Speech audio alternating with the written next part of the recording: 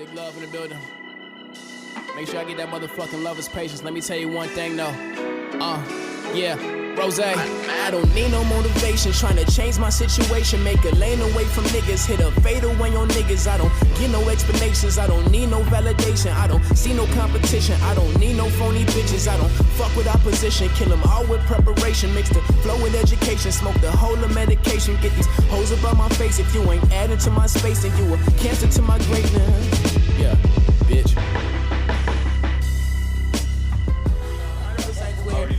What? Perfect. Yeah. Appreciate the love. You know what I'm saying? Shout to, you feel me? Shout to life, baby. Because yeah. Mic testing. Yeah. Mic test 1 2. Yeah, right. The shit not entry level, Joe. Yo, he was mad. He was mad. Yo, Bro, he took his hoodie off, bro. You cannot get a nigga off the street to talk how I talk, Joe. Wait, who was this? The nigga Ish. It was Ish. Oh, shit. Yeah, I ain't see that. Bro. The nigga Joe Button said, I'm not talking to you guys anymore. Wait, they sitting over there, he got his back to them like this. With his laptop and shit. This He nigga's said, Ice, is this entry level? No, it is not. Corey, this is your man's, right? Somebody is this phone entry ring? level? No, it's not entry level. Oh, I just Yeah, my bad. in my ear. What the unknown fuck number is that? calling me. What the fuck? Niggas trying to end my life? But nah, that was crazy. So, like, do you feel that what he was saying is correct, though? Like, do you think that he has some ground? Because I don't know the frame of that conversation. I saw that clip, so I don't know what they were talking about.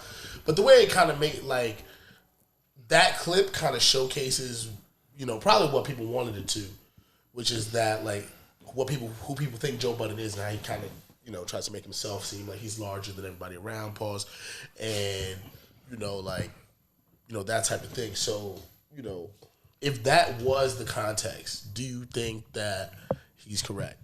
Do I think that Joe's correct, or do I? Either one. What perspective are you on that? Anybody? I feel like I don't look at things as far as right and wrong anymore. It should just be situational and case by case, and there's patterns in certain things. Like, I tweeted the other day when I saw that clip, I'm like, this nigga's the common denominator. Like, and maybe he's not wrong, maybe he's not right, maybe it doesn't have to be that. Maybe it's way more gray than that. But I feel like rule of thumb, even like a lot of niggas that want to be a boss don't know the humbling parts of being a boss. Like catering to somebody's emotions. Everything is about feelings. I forgot who I was talking to the other day. I was like, yo, everything is about feelings. Like when people say, oh, it's not business, it's not personal, it's business. You can try and separate the two, but everything is about how you feel. Like, okay, like this person's not doing their job right, so I feel like I need to let them go in order to like. See, I don't necessarily. It can agree with that. but you go to your corporate job first day. Everything is a feeling. Like I feel hungry, I'm gonna eat. Like there's a whole section on work culture or work, like just they try to literally sell you on the fact that you're gonna be happy here at work. Yeah, man. Working here is not gonna be. I'll be happy. Depressing. I'll be happy with the way I'm compensated for the time. I understand what I'm supposed to do when I come here. I understand the hours I have to work. Are you compensating me for my time? That's gonna make me happy. I don't give a fuck. Like when companies pay you what you're supposed, like where I work at now, they pay me what I'm supposed to be paid. They, you know, if you're willing to work with my outside of work life, like that to me shows some sort of value. Fuck, like I don't need the. When pizza I come in here, the mixers after work and the family atmosphere. Like, fuck that. It's not family. You're not finna know everything about me. First of all, like, nigga, you're not coming to my crib. Okay, you don't care about me. You're always gonna have to ask to go in the fridge. Like it's not. It's never that. It's never go get your own cup. Work it could really and your own towel. Nah.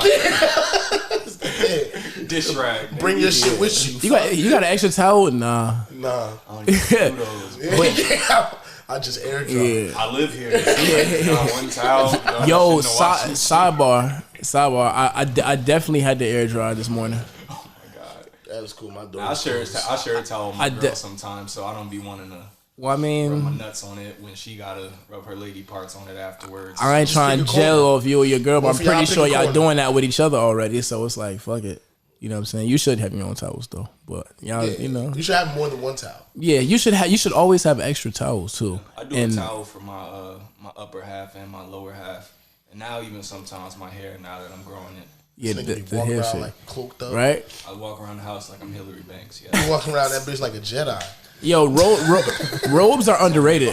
Yo, robes are underrated. Severely, bro. You have a nice mad breeze, bro. Yeah, bro. It's like you get to just that breeze. Yo, out the shower. That shit ventilation. Dr. Bronner's under the nuts now.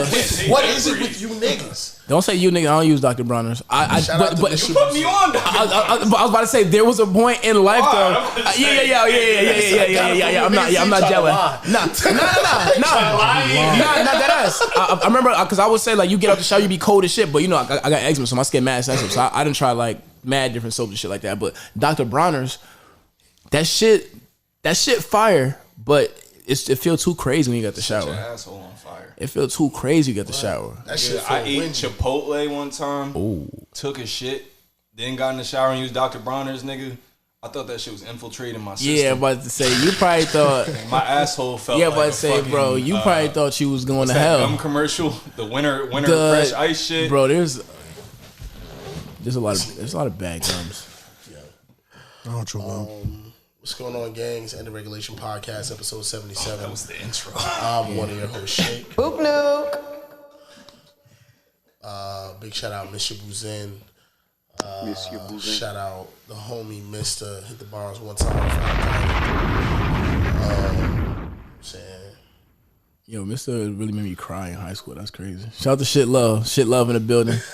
Yeah, like Mr. is responsible for making me cry. Like, wait, what do you do? Pause. Well, you feel me? You really had me bent out of shape that one time. You know what I'm saying? Shicey in the building.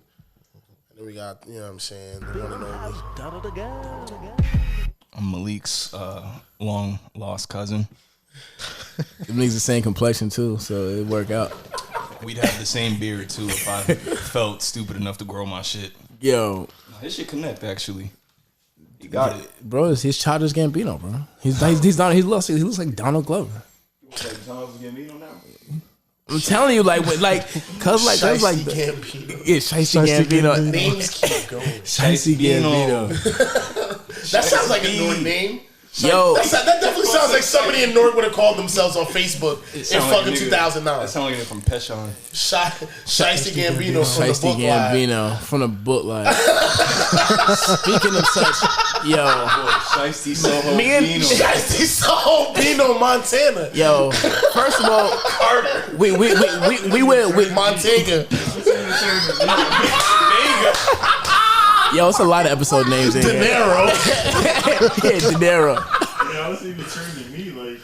Yo, we sitting with a Facebook God right here too, by the way. This is we sitting with a Facebook God, by the way. Because remember when I met you when basement for real. I remember that day, like the back of my head. I remember the snapback I was wearing, bro. Yo, we took it. Walking with Namin. We took a hike. Oh, you're fucking so. This was the same day. That's the crazy. That was the same day. They was walking in the center and they walked by Magic Fountain. Oh, y'all was doing that first. Yeah. Oh, all right. And then we came with you to the old girl's crib. No, cause that well, I don't know what she was doing before, but I was at my crib and I knew I was going to old girl crib. I was supposed to go there with Namin, and then he was like, I'm not around right now. I don't know if he was doing something or if he couldn't. Was he not there? Yeah, I think he wasn't there because I met you on the street, like for the first time in life. Like this the first, just let me walk around. I was like 16. That's crazy. I think, this is my cousin Noah. but he didn't. I don't even think he didn't intro you. Like I met you. I think we was friends already on Facebook though. Yeah, we was friends on Facebook. Yeah, and then like I was supposed to go linking it. He was young. I'm young. I'm like 15. I'm 16, something like that. Like 14. Yeah, Younger. And then no, I was 15 because this was junior. This was my junior year. Well, no, I was 16. I turned 16 November, my junior year. But yeah, so I was supposed to go to this girl house, and I was supposed to go. Now, me and he went there. He was like, "But Noah here." I was like, I bet. And then we walked like I would say realistically 35 minutes. Not even like well probably just felt like a lot more that day. Yeah, 'cause it was summertime. Wait, what's the summertime? Yo, bro. A smell I will never forget. Bro, what was in her fridge, bro? That wasn't even her house, right? It wasn't. So she says. It was the girl's mom's house. She had like rotten eggs in her fridge. She did. Oh no, it was rotten milk. Rotten milk. Rotten milk. Yeah. There was also cracked eggs. Yeah, there was cracked eggs. Yeah. And how she? Who was living like? Who did this? Bro, it's apparently not her. I don't know. She claims it wasn't her house. I wouldn't stay at some shit. This wasn't the time of Airbnb. Yeah, but like the house wasn't like a it wasn't like a shithole. It wasn't like a crack house. I've been to somebody's crib like dirty. That, their kitchen was fucked up. Like, but in my adult life though, like niggas invited us. Alright, so shorty had invited us. So now I want to hear what Danny y'all saying. I'm gonna tell you what. What? Because I'm trying to even think, bro. This was a long time ago. This was over 10 years ago. That was probably 11 years ago. I don't even know why I went in her fridge. You did go in her. Oh, I had a bottle of something. I had a bottle. What did I have a bottle? To put it in the fridge? No. Oh no, I'm just talking about. I'm just remembering shit. I'm just remembering shit. Oh nah, I didn't put nothing in that fridge. He's drinking stink out. I didn't put nothing in that fridge. Yeah, I don't know why the fridge was even open. Alcohol already poisoned. But y'all niggas don't remember what happened. But all I know is the kitchen was nasty. But nah, and then we went to we was in a room. We was in that room, and then we started watching the movie, right, or some shit. I just don't. The smell. And then no, they had some liquor. I ain't had no liquor. They had some liquor. I remember that. All I remember. And then, damn, I'm 14. You know how Naimeen is. He's a fucking liar. So I'm thinking, I'm pulling up like. And it's worth pulling up. Yeah, it's just lined up. It was really just like a 2-man in the dark. Fuck us all. Yeah. I'm not. But I never. That's really how bro used to talk. But see, I never told Naimeen that. Like, so that wasn't even like me being like, oh, yo, we definitely finna pot these bitches off or something like that. It was just like, what did I hear from him? Of course, bro. Because that's all he was. If Zig is telling us to pull up, bro. We good, bro. I'm telling you. Nah, this is before I was even getting girls for real. This nigga Zig, I'm telling you. This nigga, first description this nigga ever gives me this nigga, by the way. What he said? So, yo, this nigga has abs on his back, bro. I've never seen no yo,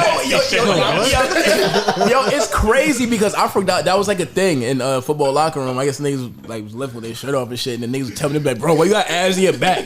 I'm like, bro, what are y'all talking about? Like, what the fuck are you really talking about? I didn't know that. That's crazy. That's crazy. The first thing he's like, nah, bro, this nigga got abs in his back, bro. That's crazy. I'm sure he's a cool dude. Yeah, like all right, like.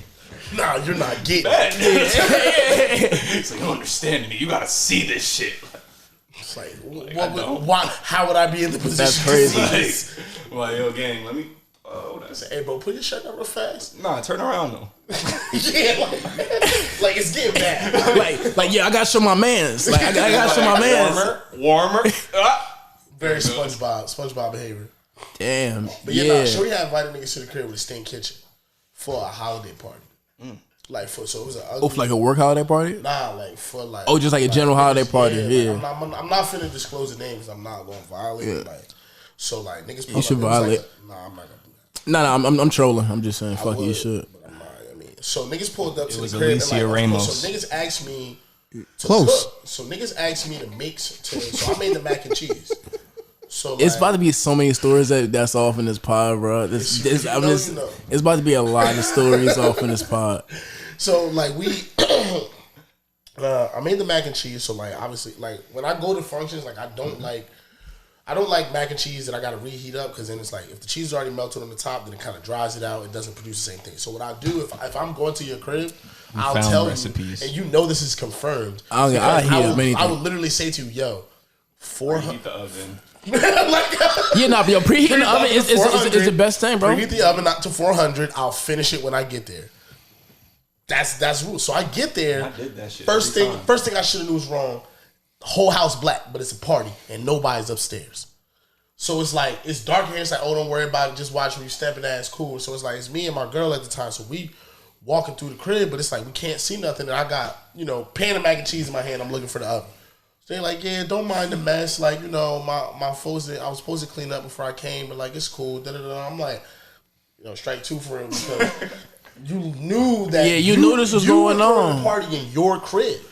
So you knew, and you chose not to make time. What kind of person are you? Like, niggas, but you tried to tell me it was like, oh, I was dealing with the caterer all day. Like, bitch, I cater. Like, you're not finna tell me. I feel you, but clean your. I feel you, but clean your motherfucking house, bro. If you know you got people who really finna be up in that bitch. If the plant that SpongeBob ate that day where his breath. Oh, his breath was going crazy. Oh my god. If that could be a kitchen, that was the kitchen because she never let me turn the lights on. So here's the question: Did you make the mac and cheese? I had no choice. It was okay. Unbaked. No, I'm just asking. It was unbaked. You turn them lights on. She was like, no. She was like, no. She said, don't turn the lights on. Yeah. You didn't turn. Oh my god. What the fuck? You cooked. So it's just dark. I didn't cook. All right, you prepared your mac and cheese. I didn't pick. I finished. You finished your mac and cheese in a roast bin. Your mac and cheese roast bin. Oh my god. It's not me. I didn't. They can't survive the oven. Not 400 degrees.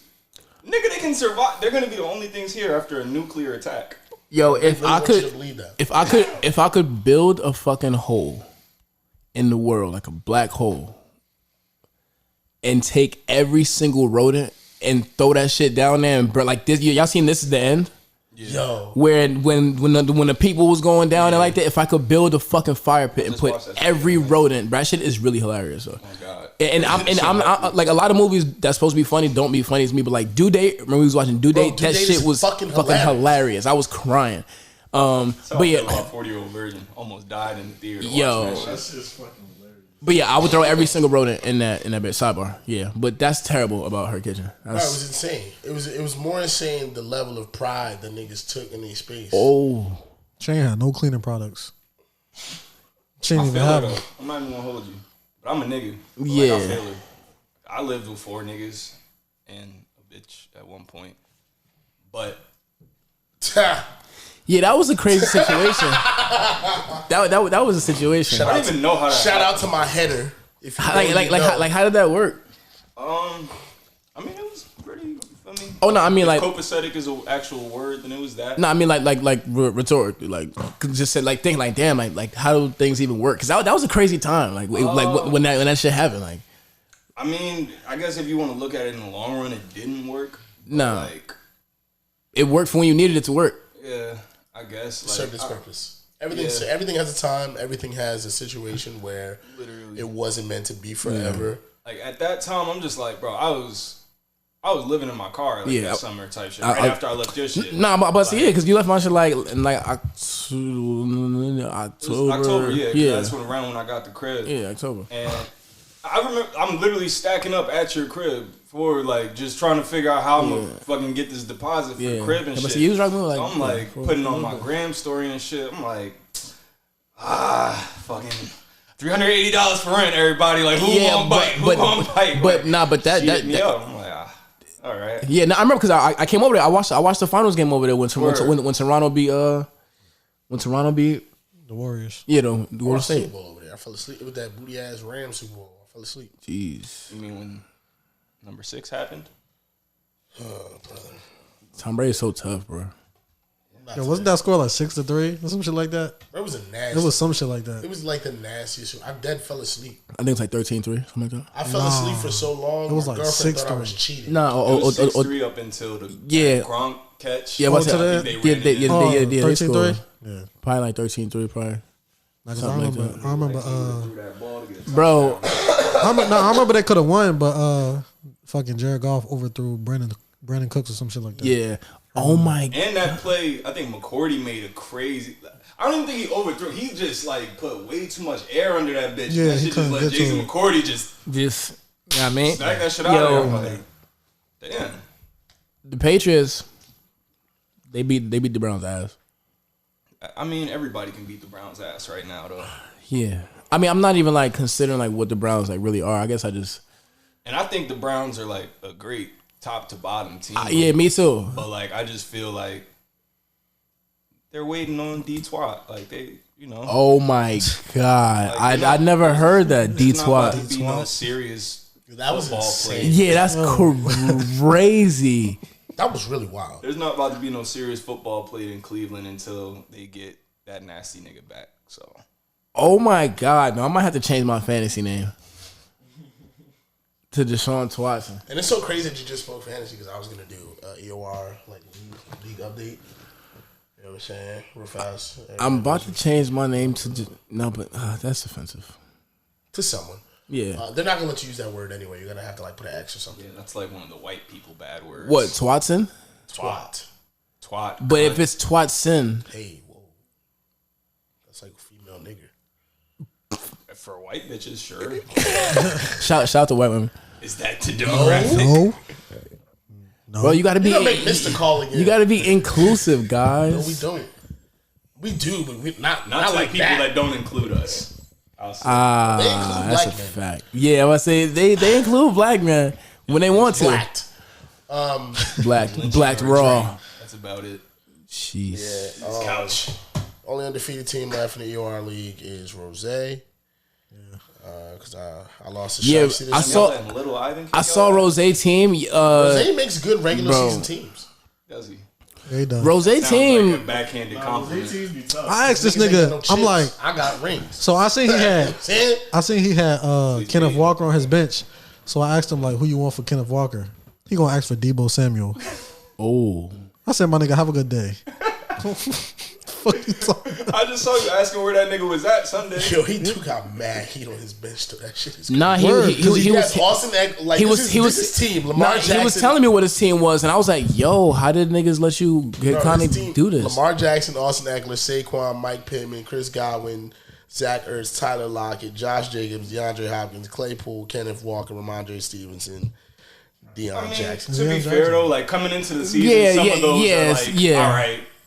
You don't think they're gonna Chris Godwin produce? Coming into the season is like, I lost to Shiesty this week without two of my best players. Like I had to start fucking Randall Cobb and Russell Gage this week at receiver. Bro, I've been telling you your bench is trash. But guess what? Goddamn. I'm all right.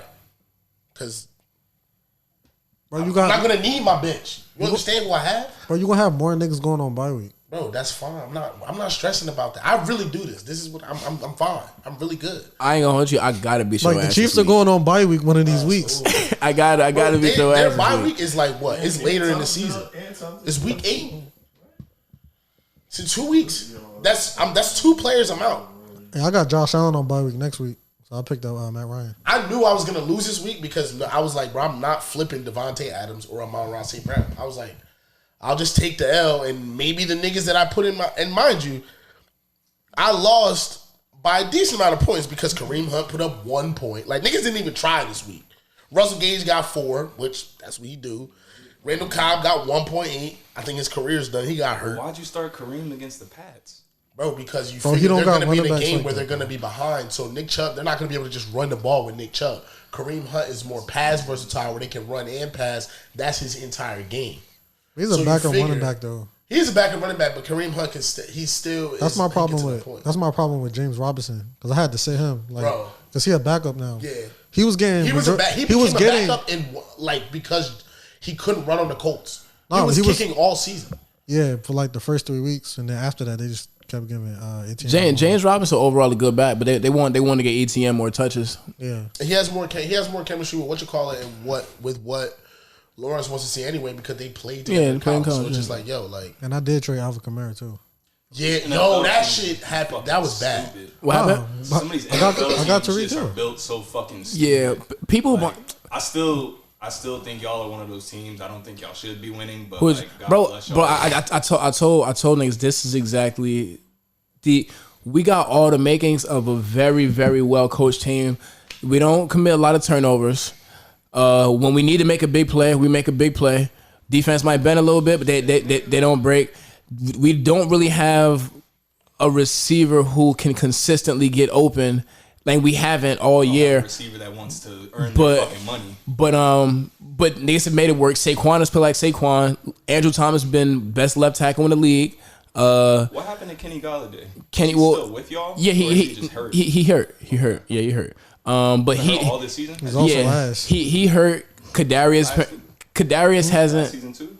I feel like he was just ass last year. Well, Kadarius Toney's hurt hamstring. Niggas don't know when you hurt a hamstring, you can't just play. Like hamstrings are one of those things where like sometimes you can fight through a hamstring, you can't play because if you play, like you're gonna make it worse and you can't even deal with. You can't elevate speed and do certain shit and like go run this comeback route. And hamstrings bother you for weeks and weeks if you don't just chill. Yeah. Like that was why Odell missed the first couple games when he was with us because his hammy.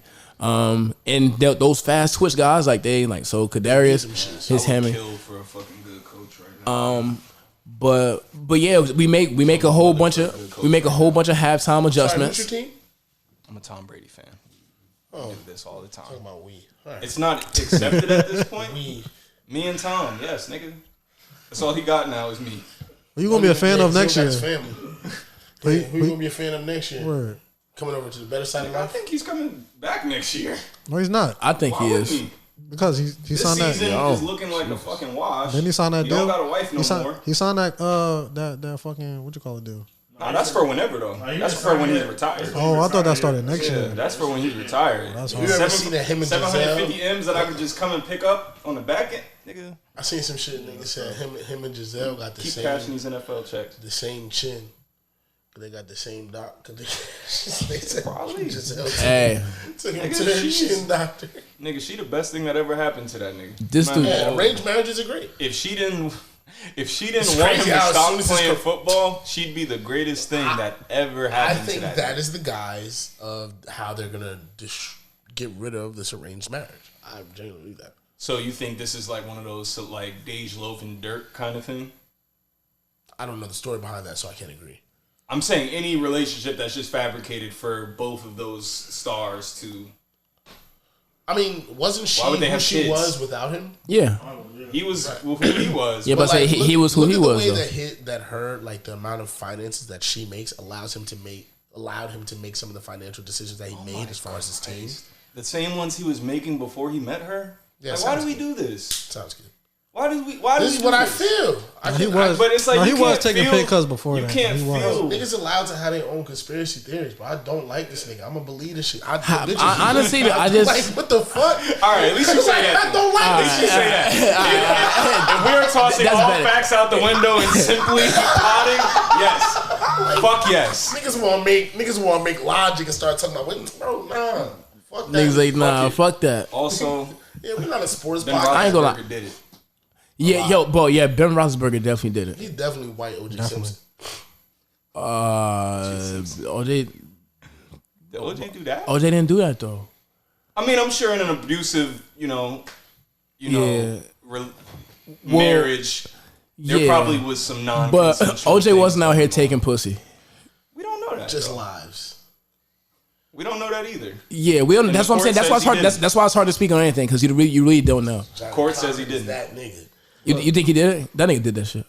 If he ain't did it, he had something to do with it. I think he definitely did it. But I think it's like pretty cool that he got off. I think it's cool that he got off too, and that's unfortunate because I feel like that's how all niggas are deep down. Bro, I feel like that's the one. I deserve to celebrate OJ getting off. Well, you gotta think. I watched the nigga kill Trayvon. I'm gonna say when I was the same age. You gotta think at that time. At that time, they had just came off the Rodney King verdict too. You feel me? Like niggas throw us a bone. And the Latasha Harlan shit where she got shot. Y'all remember that? Lady. Yeah. That nigga Johnny. And it was LA. And it was OJ. And niggas like, man, he ain't killed that lady. They trying to frame him. And niggas didn't even fuck with OJ. Niggas didn't fuck with OJ, yeah. Until it was time for him to, you know what I'm saying? Until it was fuck the police. Yeah. And I love when we can all band together to support some bad shit. Yeah. Happening to the police. Yep. That's good. Plus, Mark Furman planted the evidence, so you really don't know. And then it's like there's so many layers of shit in court. It's all about. It's not about what didn't happen. It's what you can prove happened. And it's like the amount of shit that just gets thrown out in any court case crazy. Is ridiculous. Like shit that you thinking like, oh, this nigga is going to jail for 500 years. Like, it's like, no, we're gonna throw out the blood sample. Yeah. Like, what? It's like, actually, so it's like, they technically got that shit illegally. So like, we can't. So there's 3 blood samples. One of which is irrelevant. One of which is non-admissible. That's non-admissible. So like that shit don't exist. It's like they're like, we don't. This is the smoking gun, but you can't use it. Find another way. And judges really be like, nigga. What do you want me to do? You guys didn't do what the fuck you were supposed to. And then also, now we gotta let this nigga get off. And all somebody gotta do is say one thing that is proven to be not what he said. Then they say, keep in mind, anything this person said can now be in doubt because of fabrication on or like alterations on one statement, and that fucks up what you can prove in court. Literally, it's like you get to question one thing you are saying, then the dumbass jury is sitting there like, oh my God, he lied about he could lie about seafood salad on Tuesday. What else would he lie about? If Mark Furman lied about saying nigger, do you think that he wouldn't lynch a black person? Like, wouldn't plant the evidence? And it's like, well, that's where the whole control thing comes in. Which, I mean, I don't even think any of that is the best part of the trial. I don't know how we started talking about it, but that glove shit is the greatest performance. Yo, that glove shit is crazy. That shit fit. I don't know how he got that off. That shit fit. So like, if I'm Darden, whoever that nigga's name, Chris Darden. Like, yo, can I put this shit on him? Mm-hmm. Fuck all that. Can he straighten his hands out? Dried up. So from what I understand, it's like it was dried up blood inside the gloves or whatever. So like in reality, like he should have never been able to touch the gloves. Well, those weren't the same gloves though. Nah, yes it was, bro. It came straight from. It was evidence, bro.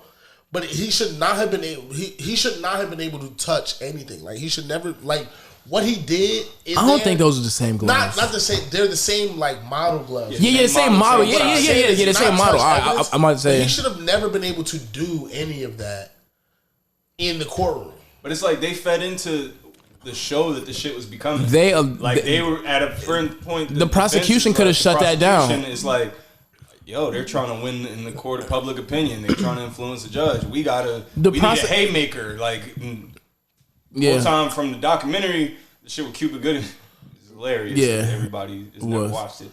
But seeing radio be O.J. Simpson is crazy. Yeah, I don't. That's terrible. It's like casting. It's a great. Well, everybody else was casted. Yeah, everybody else was amazing. Kris Jenner, Rob Kardashian, Marsha Clark really looked like that. Like shit, it's crazy, bro. Like the nigga Darden. Yeah, Chris Darden. Johnny Cochran. Shit, like it was. Bruh, they went and got Cuba Gooding fucking Jr. to play O.J. Simpson. Yeah. It's just good to see. I don't even know who could have done it. Neither do I. Maybe Shamar Moore. I don't know, but. Whatever. I'm not a casting agent. He's nothing without his wigs. Can't give him a receding hairline wig? A receding hairline wig. That's crazy. That's crazy. I'm trying to give a nigga a Gumby. Bro, you remember when we... Bruh, you remember when we after the show in New York. We went to a show in New York, like an art show. I think. Yeah, with me, you name Will. Yeah, and then we ended up in PA. Oh my! Was that 1500, 1800? Which my first song was named after. Yeah. So, bro, ridiculous. So, all right, I have a girlfriend, so I'm about to lie about like why we went there, but so it was. So we leave. So my man's home, which is Noah spells backwards if you didn't. But my man's, he's texting shorty at we at the art whatever. Yeah, we in our blazers and shit. Yeah. I got my grills in. I had my we was fly that night. You feel me? Niggas is feeling great. I think we met you out there. I think you was already in the city at your pop. I was already in the city. We met you there. It's like. What, 12-1 by the time we leaving? Bro, texting shorty like, can we still pull up? Da-da-da-da. Like she was having a cabin shit or whatever. It's her, all her friends, whatever. Da-da-da-da.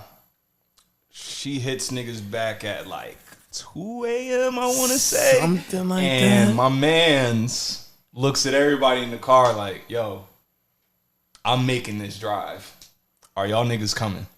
That is what niggas said. I'm driving to Pennsylvania right now. That is what niggas said. Definitely not off it. Yeah. He was definitely not off it. That was not off it. I mean, 100% with it. Yeah, 100% with the shit. Is there gonna be bitches? Then I'm going. Now, me is 100% with the shit. 100% with it. Which is funny because one of the bitches there, one of the women, I gotta stop saying bitches, I'm sorry. One of the women there, Nadir had reached out to for it, I mean, basically trying to put him on type shit. And a classic moment, I don't know if you remember this from this summer, but it was like the theme of this summer. She responds back, oh, no thanks, I'm not really his type. Oh my God. Yo, I forgot about all of this. So we're all trying to get there, but I he's forgot trying about to that get part. there. Yeah, he's trying to get there. Yeah, think about that. Nah, she got to see me in person. Yeah. You know how that nigga is. She don't even know me. She don't know my body. But we get to Damn. PA. It's not Philly. It's not Pittsburgh. It's not even... I don't know any other place in Pennsylvania. PA gets real different outside of Philly. Bro, I went to We are on the outskirts of Pennsylvania. We are in like Confederate flag backwoods, Pennsylvania. Yeah, like, we were in Confederate flag. And didn't the car die? I'm driving my Lex through the fucking woods. Yeah, straight up. And then I start having an anxiety attack. Like, bro, I don't know how we're getting out of here. So I don't know whether, I feel stuck. So my man started driving the car. He like, bro, don't worry, bro. Pretty sure this nigga backs my shit up into a boulder. Yo, I forgot. Backs my whip up into a fucking boulder. I'm just trying to close my eyes. Because I was like, did the car die? Did we hit some shit? Something happened. Bro, I'm looking to my right. There's a Confederate flag on a very beat down Mississippi-style porch. Yeah. Yeah, there was, for sure. I wouldn't be surprised if there was a rope on a tree somewhere. But somehow, and we have no cell service because we're in the woods. We had no cell service. Like, you know, like one of those little rock, like, we definitely trails. Yo, I we forgot took that about into the woods. There's nothing because we're following the direction. We're following. Yeah, the we're GPS, following, and that shit let. We lose service in the woods, so we can't follow the GPS anymore. Yeah. Oh no. It's dark. It's 3 a.m. Yo, yeah, bro, it's late, bro. It was. I don't know how we made. I don't know how we made it through. Yeah, I don't know how we even got to her crib. I still don't remember that. I think I was too drunk and anxious to even. I think I completely disassociated what was going on in that moment because I knew my mom was gonna beat my ass for fucking up this car. Not me fucking up the car, but letting a nigga fuck up the car because I was too much of a bitch ass nigga to continue. Did the car end up being alright? Yeah, it was. Yeah, I'm about to say because it was car. It wasn't. We definitely hit some shit. Yeah, for sure. Sturdy, but then I don't know how we made it through. Grace of God. Yeah, but we pull up to the cabin. Bitches are asleep. Yeah, I'm about to say we were walking bitches asleep. We walk in, you know this nigga. He's like, "Hey, wake the fuck up!" Yeah, I was being here, nigga. I was being young and ignorant. I'm pretty like, sure. Then all I see is like 4 brolic ass Trinidadian Nipsey Hussle looking niggas that are apparently family. Well, and are none too pleased that we are there. Well, now remember we had our shirt off. You had your shirt off. No, you did too. I'm not confident enough to take my shirt off, Ram. Bro, confirm you had your shirt off too. I was wearing a blazer. How could I have had my shirt off? So we were walking around like Marcus Houston. I remember exactly what I was. I had a camo blazer with a very silk black tee. I remember that camo blazer. I remember niggas fly that night. And I know I didn't take my shirt off because I was very insecure about my body at the time. So was it not me? Come on. You know it was not me. Because fat, skinny, whatever he refers to as muscular, that nigga's shirt's going to be off. Pause. That's my cousin for everybody that's listening, so it's not that gay that I've seen him naked. But it could be, yeah, you're right. Because I was about to jail and say it could be more gay, but it's not. It's just incestuous. And it's not incestuous because it's not incest. Yeah. Did it touch you? I know what it looks like, but I didn't touch it. Alright, so we get out of here. Yo, so I've been asking people this. Oh yeah, and then we basically get we get kicked out the crib because her grandmother is also there, and Dean woke up her grandmother. And then but it wasn't strictly because of me though. Like it wasn't. One of the girls there wasn't fucking with Nadir because he curved her. Yeah, because remember, take this. Well, because my man's. Oh no! Remember we sat at the table. Had solidified ass. No, because remember we was at the table. So we had sat down for a little bit. Yes. We was chilling for a little bit, and then it was her brother. Yes. Brother said, "Yo, fellas." Yeah, it's not that. I don't know, you feel me? Yeah. Like where y'all gonna go type shit. Like y'all could have like a couple, you feel me, minutes to get situated, but the energy y'all came in here with is not the energy that's here right now. So like, mind you, my man's is coming on the back end of like, this is Shorty's birthday party or whatever. Like she rented out some shit in the woods for her birthday. Her friends lit, family lit too. I assume the grandmother was there. It was very Trinidadian. Very Trinidadian. Nigga with the longest, most like literally. Yeah, he had some bread. 30-pound Lloyd. Yeah, but bro, that's like exactly kind of what. That nigga said, stop. Y'all go home. Yeah, and then he gave niggas 1,800. What he say? He gave niggas 1,800 to I guess 1,800 seconds, right? After. Yeah. Yes, 1,800 seconds. 1,800 seconds. Yeah. We had 1,800 seconds, and that's what 1,800. Best part about it is there was no gas in this car. That's 30 minutes. He gave y'all 30 minutes. Yeah, enough time for my mans to do what he came there to do and leave, essentially. Yeah, and then that's when we was sitting down at the table, just with a couple of girls and shit talking. And shit. Everybody is downstairs, sleep on the floor. So the episode name is obviously 1,800 seconds, right? Yeah. It could be 1,800 something. But seconds, yeah, I guess it. Yeah, you're right. 1,800 seconds. 1,800 seconds. Until we find something better. Yeah. This is sad. This was a sad ending. Yeah. None of y'all got ass. You just went on a mission and macked out somebody's mom whip. And then came back to the car with the gas light on. Yeah, for sure. Sick. Bro, there was like 5 a.m. Yeah. Sick. And then we went to... It's not entry level. We went to Wilton crib after that, right? It's not entry level, Joe. Where? Did we go to Wilton house after that? Yeah, I think. Yeah, and then and just felt bad about ourselves. Yeah, and you know, Nadir, of course, letting niggas know all the way home. Told y'all niggas, I told niggas. I told niggas. And Nail kind of lets you live if like.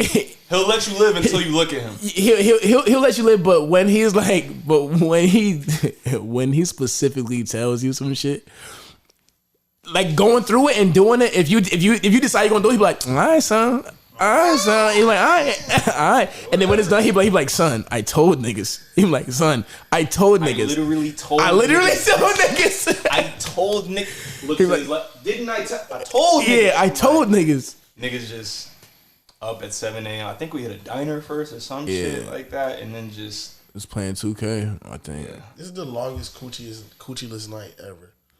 I mean, for my mans, it wasn't. So, but for the two people attending this podcast, it is.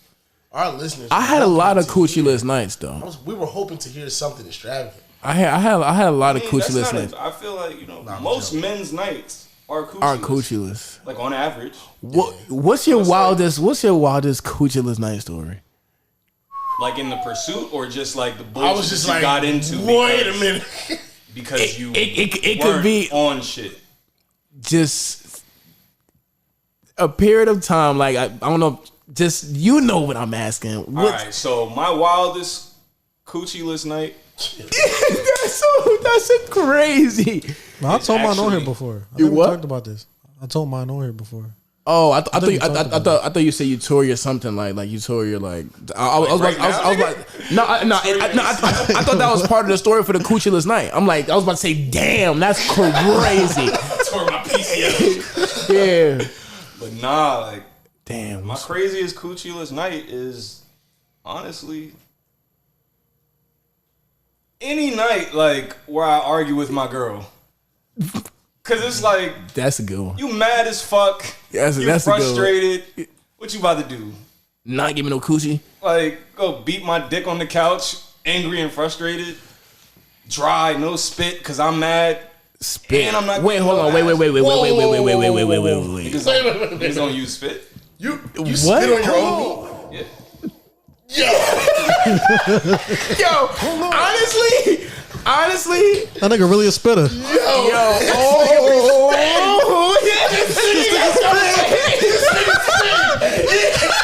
Oh my god, that's crazy.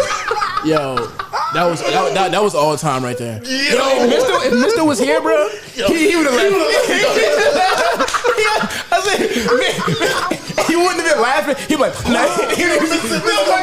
You know the meme? The meme where the nigga just take his headphones and like, that's gonna be Mr. when he hear this shit. Yeah, that might be the episode cover. We might be the episode. I'm gonna meme that shit on Yo. Oh. with spit is crazy? Yo, I think so. Bro, yeah. You're literally simulating what neck is. So wait, or what so sex. you be like...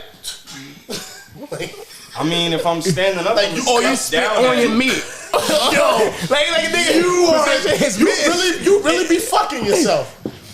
That's what masturbation is, yes. Bro, that's different, bro. That's crazy. You really get into it. What y'all use? Lotion? Bro, I don't have a preference, so however it happened, it happened. But like, to like... So you rather get rug burn on your dick than to spit on it? Bro, to spit on it is crazy. Yeah, I think that's crazy. You might if be... you're 12 years old, I don't think I've ever heard that. Yes. Bro, I have never heard in my fucking life. I am close to 30. A nigga been focused. Like, I've never heard an old nigga say this. I've never heard it. Shit. Old niggas niggas say wild things. Yeah. Hey man, sometimes you gotta let your lady eat how your did y'all ass. She was saying that when niggas were 11. How did y'all first start jerking off? You spat on it first time? No, I used lotion when I was younger because I just thought that's what you were supposed to do. But nigga don't always got lotion to his side. Nigga don't always want to get up with a hard dick out the bed. Like, what? This is definitely your wildest coochie-less night. I have millions of them. So when you're after your argument with your shorty, you be in the living room mad, like... I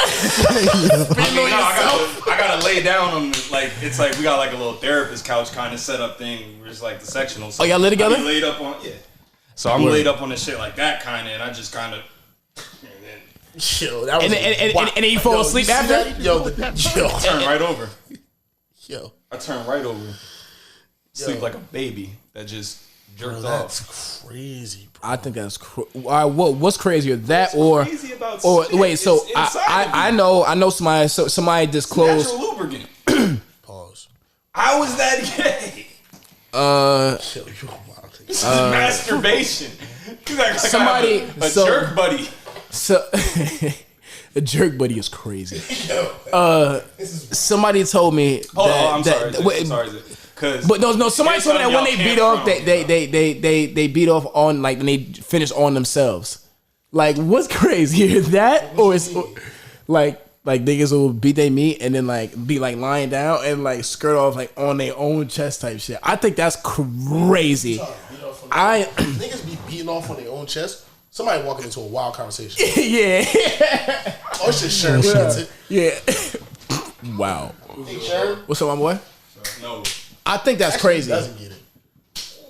What am I doing? I think that's crazy. But Sherm. That's not wild. But tell Sherm what you just said. Sherm don't beat his meat though. Sherm don't beat his meat? But do you think it's wild? I think that's crazy. Though, if you did though, I think would you I spit think that's on your crazy. own meat though? No. Yeah, see, and he doesn't even do it. You spitting on your own shit like a bitch. Then you spit. Oh, we caught you. That's not no. It seems like this is exactly why Twitter is the way it is, because niggas cannot contextually think about a goddamn thing when something that's the nigga that's beating his dick is now the bitch spitting on the dick that he's that doesn't make sense. No, I don't believe that. But I just think it's I need you to break down to me why it is crazy to use because it sounds so foreign. I get what you're saying. I've never thought about spitting on my meat. Money, if anything. Y'all niggas probably use baby oil, KY, Vaseline, all that bullshit. Look, I'm getting right to the nitty gritty. Low WD-40. Vegan vibes, yes, gangster. Vegan vibe. Vegan meat beats. What? Vegan meat beats. Yes. It's quick. It's free. Wait, what was the I suggest y'all try it because it feels better than all that other shit. Spitting? Oh yeah, still stands. Wait, what? What the hell just happened? Oh no! I was asking what the episode name was. Again. Spitters. This nigga spitting.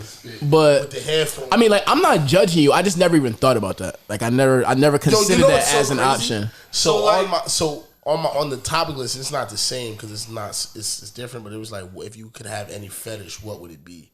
If I could choose a fetish, if you could have do you look at a fetish and be like, wow, that's interesting. If you could have any fetish that you know people have, or if you already have one, whatever. Like, but the reason that I thought of this is because I don't know if y'all watch Game of Thrones. foot fetish, Larry. Yo, so the nigga dead. So I didn't know what was going on at first. Bro, he's doing wild shit for the queen, like killing niggas and doing all this wild shit. And like to get information, Shorty she sat her feet on the counter like this with socks on. And then he was telling her everything, just staring at the socks. And then 1 minute he paused and she was like, took her socks off, put her feet back on the table. He was like, just kept telling the whole story and kept running it down. And then he got to another part and she was like, and she just turns away. She lifted her dress up a little bit so you can see her whole leg. Yeah. Then after that, she turned to the side and nigga reached in his robe and just started spanking it to her feet. Oh. So I never thought of a fetish being that far, like, fetched. But foot fetishes aren't far fetched though, because like I like pretty feet. I mean, there's some people that like hate the even sight of feet. Yeah, some people hate feet. Yeah. So to some people, like me.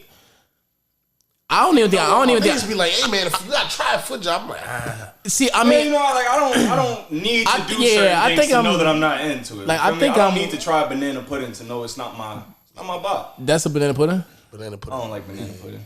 I don't know what's a banana It's pudding. mid though. What is it? It's a black dessert.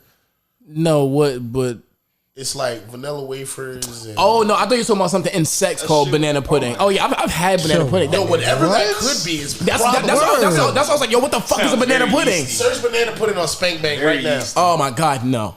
Yeah, I'm doing it. No. Keep going. Keep telling your story. No. I'm doing it right now. I don't even remember what I was talking about. Spank Bang is definitely a fucking I spit on my dick. I'm never call off the website. I just think that's crazy. Grow up. Twitter has porn now. And it's quick. I just feel like spitting on your own meat to get it started is crazy. But then again, I love yourself, bro. That's all that is. I mean, then again, like you wouldn't feel like anything. You gotta spit to start. Masturbation related. To start. Oh my god! You wouldn't think that anything. That's amazing, by the way. Yeah. But you wouldn't think of anything as uncomfortable. What made you go with that word? But then I spit on my dick when I'm fucking, like, so. So what's no, that's what I'm saying. That's what I'm saying. Like as I say it, that's what I'm saying. Like I guess I get it. And but that's even worse because now you're putting the fucking Doritos you had in her pussy. I mean, I had Doritos. Your dick coming out worse than it would have if you'd have just handled it. If I would just handled it with my hand. Shout out to Spank Bang. We could not find any videos. From Thank fucking God. Thank the Lord. I don't even know. That link is gonna look wild on just sounds like yeast infection. Yeah, like I'm not even gonna say the name.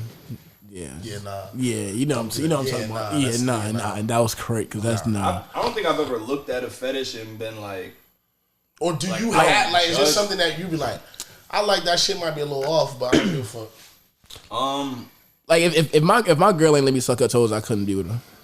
Like I like pretty feet. Like, see, whereas me, I'm like I don't give a fuck. Wait, you could not be with her? I mean, I'm probably capping, but I would be really, really, really disappointed. Nigga said, "Damn, I can't put your feet in my mouth." That'd be an adjustment. Yeah, I'm like, damn. And one of those things that you kind of like hint at, maybe try and offer to pay for the nails. Like I'm doing it when I'm drunk. I don't like that. Yes, you do. No, I don't. No. I can't. I don't think I got a fetish. Like I'm pretty like I'm pretty standard. pretty standard. I'm generic. I like that regular 2K package. You know, like nothing. Yeah, you know, I'm buying $120 2K for. That's a great same jump shot. That's a great way to describe like your sexual prowess. Yeah, I'm standard. You know, I won't be like what? Shift, whatever. I feel like I don't know. If I was a woman, that's a bar being a stick shift. Spitting. If I was a woman, y'all are above my and head a with nigga this came up to me, if two niggas came up to me if I was a woman, and one of them was like, "Yeah, I'm pretty good at sex," and the other nigga was like, "Bitch, I'll bust your fucking ass." Like I mean, cause you know, like when you trying to sell it to me, this nigga that's how everything is. That's how everything is in life. Like, he trying to put his best foot forward. Like this nigga trying to open his trench coat jacket pocket. Just he trying to prove something to himself. That's like what the fuck, nigga. Like Yo, that is hilarious, bro. I don't know. Having a dick in your trench coat would be crazy. The only nasty fetishes to me, like the ones that I judge you for, is like if you into like scat. Yeah, like I was the baby, you getting pissed on and shit. How many times we gonna bring this up, bro? This is like the 5th episode. Oh shit! A girl definitely did ask me to pee on her though. I didn't do it though. I'm good. I'm not into that. So, because how do you be into it? Like, it's not even like it's like one day everything stinks now. You just gotta do it. One day somebody just shits on you and you're just like. I mean, I've never done it, but that's the way you said that was just gotta get to it. That's just something you gotta do it. Just do it, bro. Don't think about it. It also is. I mean, if you got good pee, if you drink a lot of water, eat a lot of fruits and vegetables and shit, like it ain't gonna like necessarily. It's just squirt. Like. He is. I'm not well informed enough on that biologically to make a statement on that one. Technically sterilizing, that's what people say. Like you pee on a cup, that's but cool but I'm good. I just don't need to involve that in my sex life. I'm not a toilet. I don't need to involve that in my sex life. Speaking of such, are you a fan of bidets? Nah, I don't really like things going up my butt. I feel it's not going up your butt though. But it's like I don't like splashing on your butt. The water definitely is skirting off. Like, it's a little crazy. You know what? It's a little uncomfortable at first. It's not even that. That's the thing. Like, and but see, like that feeling. No, but them shits. You know days are the best shits ever, bro. Sorry, hey. It's not my thing. It wasn't mine. I respect it. Now, me's been trying to tell me to get my ass ate since I was like. Yeah, he was wilding though, because we were way too young. Like, niggas was in high school and he's like, I'm telling you, bro, let that bitch eat your ass. Yo, it's crazy because every time I say something I mean, it says I have to talk. That's another thing you just got to do. Like, don't think about it. Bro, but like at that age though, like you know how, like that's wild. Yeah, me was a like niggas didn't have a diploma yet. I don't even think some niggas had real jobs. I watched porn for the first time in my life at Naimin's house. Funny enough. What? The first time I ever watched porn in my life was at Naimin's house. Which is wild because it's both of y'all. He's like, bro, you gotta see. He was the first. He was upstairs. He was upstairs and I was downstairs. Tell you, this nigga had the most insane porn CD bro. collection. Yeah, he did. He knows so much. He knows, like, bro. I feel like he's one of them niggas that know different porn stars by their dicks, bro. Yo, what? He does. He definitely. He probably do. He probably do. When I tell you, like, I used to think this nigga was a genius when I was like 10 years old. Because that nigga just knew so much bullshit. Bro, he knew a lot of bullshit. Nigga, Tavon Austin runs so fucking hard. Nigga Adrian Peterson runs so fucking hard. Nigga, Roxy Reynolds, that's the best dick taker in the game. Yeah, he was so like he had so much conviction with everything he was saying. This nigga spitting. This nigga got a power rankings for everything. This nigga might be God. Namin was hilarious. I still haven't met a nigga with the name Namin. Yeah, because that's his name. Yeah, Namin. Hold on. It's Namin. Yes. Hold on. I'm sitting here thinking y'all don't want to say his name, so y'all calling him Namin. No, this nigga's name is Nymeen. Namin. This is Namin. Yo, so we played freshman football together. That's when I met this nigga, right? So like literally y'all don't one day say niggas is like, yo, name. I'm like, yo, why do niggas keep saying that? Niggas said, that's my name. I said, yo, your name is a slang term? Yo, this really happened. This happened at Union High School. I was 14. Bro, I was like, your name is a slang term? I didn't know this nigga. We in camp, bro. We in camp. So I'm like, bro. I'm like, yo, so your mom was like, she just had you and on the door. She was like, what you want to name it? You know what I mean? I don't know what I mean. Just had a little, Bro, the reaction that you're having is so genuine because it was mine, bro. Yo. When I was like, yo, what? I laughed about that for like a week straight, bro. Bro, you don't understand. Like, I've known this nigga. He's one of the funniest people ever. Just by his child. So, like, seeing other people meet this nigga for the first time and hear his name. Bro. Like, bro. I still think that's the funniest nigga I ever. Yo, why niggas call you not me? He be dead ass. Nah, he don't be trying to be funny. He be dead ass. Like, he's one of them niggas like Aaron Boateng. Like, you might not know Aaron Boateng. If you know Aaron Boateng, it would be because of not me. But Aaron Boateng is one of the niggas that, like, All he talked about was pussy. Yo, all of it. But all he talked about, he didn't get. I mean, I don't even want to speak. Yeah. It was a gel. Like that was. Yeah. That was the thing. It's like, bro, I remember hearing about this nigga. Bro, Aaron Boateng is one of the funniest niggas ever by accident because he did that. He just did funny shit. Bro. Yeah, facts. Just his existence was wild. Like, bro, I went to school with some characters, bro. Some fucking characters. I went to school with murderers. All right, so I mean, technically, I guess we went to school with murderers too, but didn't have to do it. Yeah, that's a fact. That's a fact. That's a fact. Yo, so I've been asking people this question all week, and I kind of saved it for the podcast. Sucker fart? No, I don't know what that means. What?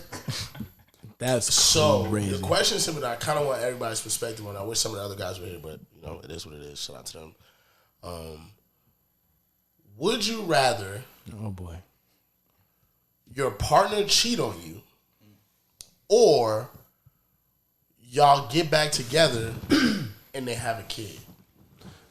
What? Wait, so they have a child and you guys decide to give it a second chance. But then, but they have a child. This is off a mutual breakup, and then y'all broke up. It wasn't no thing. Y'all broke up and whatever. Y'all decided to reconvene, but they got a child. Like this, like the love you. Like this year, like yo, I love her. But so why do we break up? That's not important. We not trying to set the stage for nothing. You trying to make it too. You trying to logic it because we men. So we trying to figure out if this is my perfect John. Why would I leave? Because naturally we like that's stupid. I get it. But at the end of the day, it didn't work for y'all in that time. So it's like she comes back with a child. I'm not gonna lie to you, bro. How would you like? Which one would you rather? I would rather none of those. I would rather none of those. You gotta pick one. For sake of conversation, you gotta pick one. Oh my god! I'm gonna say you gotta pick one. If it's two, do you have an answer, Sean? Or do you need time? Disclaimer: I'm a very insecure nigga. Disclaimer. Shout out to mental health on the pod. But for me. So the thought of my bitch just fucking another nigga. In fact, definitely kid actually, definitely kid, because one of those had nothing to do with me. One of those, I was not wronged. There's no trauma for me to ingest. There's you just happen to find another nigga that and you ran out of swipes at the abortion. Like whatever, cool. Like Sean, yo, no, I'd rather the kid too. Yeah, y'all niggas have kids, so I know this is hitting different. Nah, it ain't for me. I'd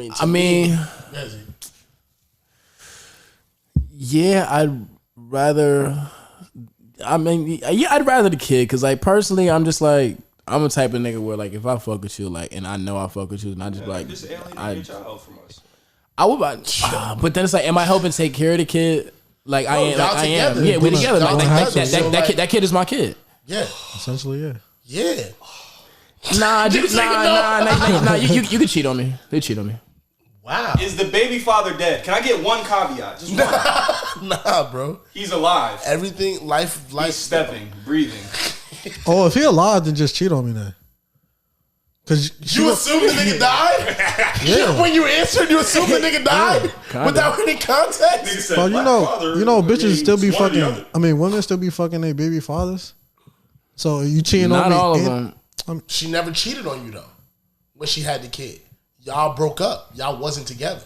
But that's not what I'm saying. Like, if y'all get back together, women still be fucking their baby fathers. So your opinion of the person that you would be taking back is that that's what would happen. So why even do that? I'd rather you just be infidelitous. Infidelity. That's the title. Promiscuous. Yeah, infidelity. No, sir, it's not. So you rather them step out on you initially? Yeah. Either way, I'm gonna end up single. This nigga crazy. Shizzy? Yeah. So to me, my choice was to have a kid just because I look at it from a standpoint of like kind of what Noah, what you said initially was, this I had no say in this. I didn't do anything for your circumstance to be what it is, and you didn't wrong. You guys are probably nothing. I'm about to say you guys moving on and having a child. Something you don't know what happened in those circumstances. All that I know is that life brought us back to a certain place. And like, if this is what if we're choosing to live it together, then that means like we really want to be here. Then you've already accepted that. And at that so point, it's like, y'all would niggas you mature. rather? I would never. What happened? Y'all niggas mature. Bro, to me, it's like if you cheat on me, it's like, bro, I'm not. I can't. I'm not even mature. Honestly, I cheated on, I would kill myself. Because that would mean there's a nigga out there. But you know, I guess for me, like that makes you look at me and say, nah, I'm not fucking him tonight. I'm about to go fuck man. That's crazy. I just don't expect anybody to be loyal to me for 70 fucking years. So like I understand that there could be a possibility of like Kaya Bailey, I expect you to be fucking loyal infidelity. This nigga gonna find the exact time to be like, hey, if I die tomorrow, nigga said you better be a widow even though keep you're that not shit married. tight. This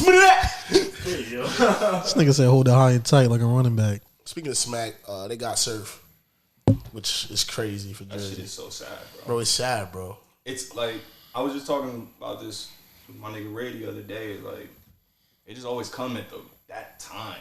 Like, that nigga was in such a like not to say surf hasn't been on runs and shit, but it's like Rolling Loud. That's like nigga, I dream of Rolling Loud. Like you've been on the fucking rap battle fucking phenomenal. He's like 6-0 so far. Like everybody he went against, like he just demolished. Like he's really on the street right now. That shit just fucked it up. That shit is so, and it's like it's like knowing the back end of this music shit a little more. Now I'm no expert. I would never pretend to be, but I know one thing: you need money to fund music and everything that surrounds it. And I ain't going to speak on what niggas get into, but niggas get into things to get that money to fund the music. And it's so fucked up the way the system is just set up. Like a nigga has to make something of himself out of his circumstances with the little that he has. And he may have to do some morally, So here's my question. My bad. I was trying to see if I was getting this bet in. You know how this shit works. The game's already started. Yeah, I know. I tried to. That's why I was on my phone. Also, the Rolling Loud thing was on the same shit. He did a rap battle. So Broncos got so many punts on him. Performed at Rolling Loud. That's how up he was. Bro, do you in the digital era are RICO cases even necessary? Because like those things started in a time where like the internet wasn't what it was. Like they put RICOs together like it's nothing.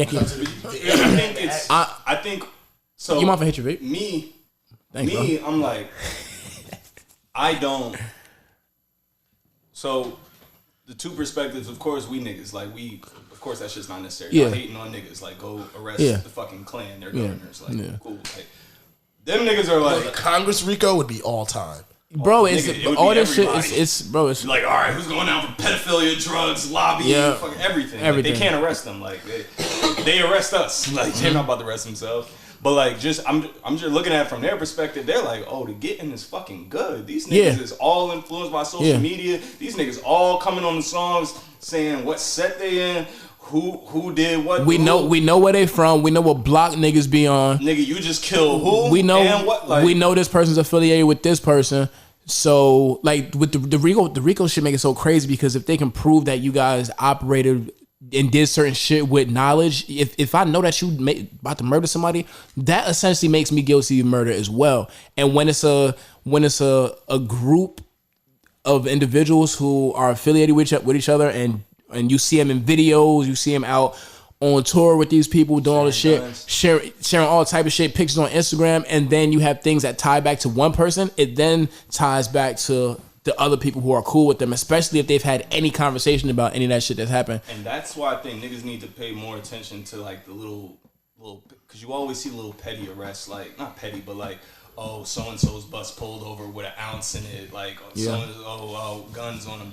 It's all just to keep building whatever they have on that fucking board in that room. And it's crazy that you say that. And and they let niggas rock for years, bro. And that's literally what I have. The amount of crime that gets overlooked to build a case.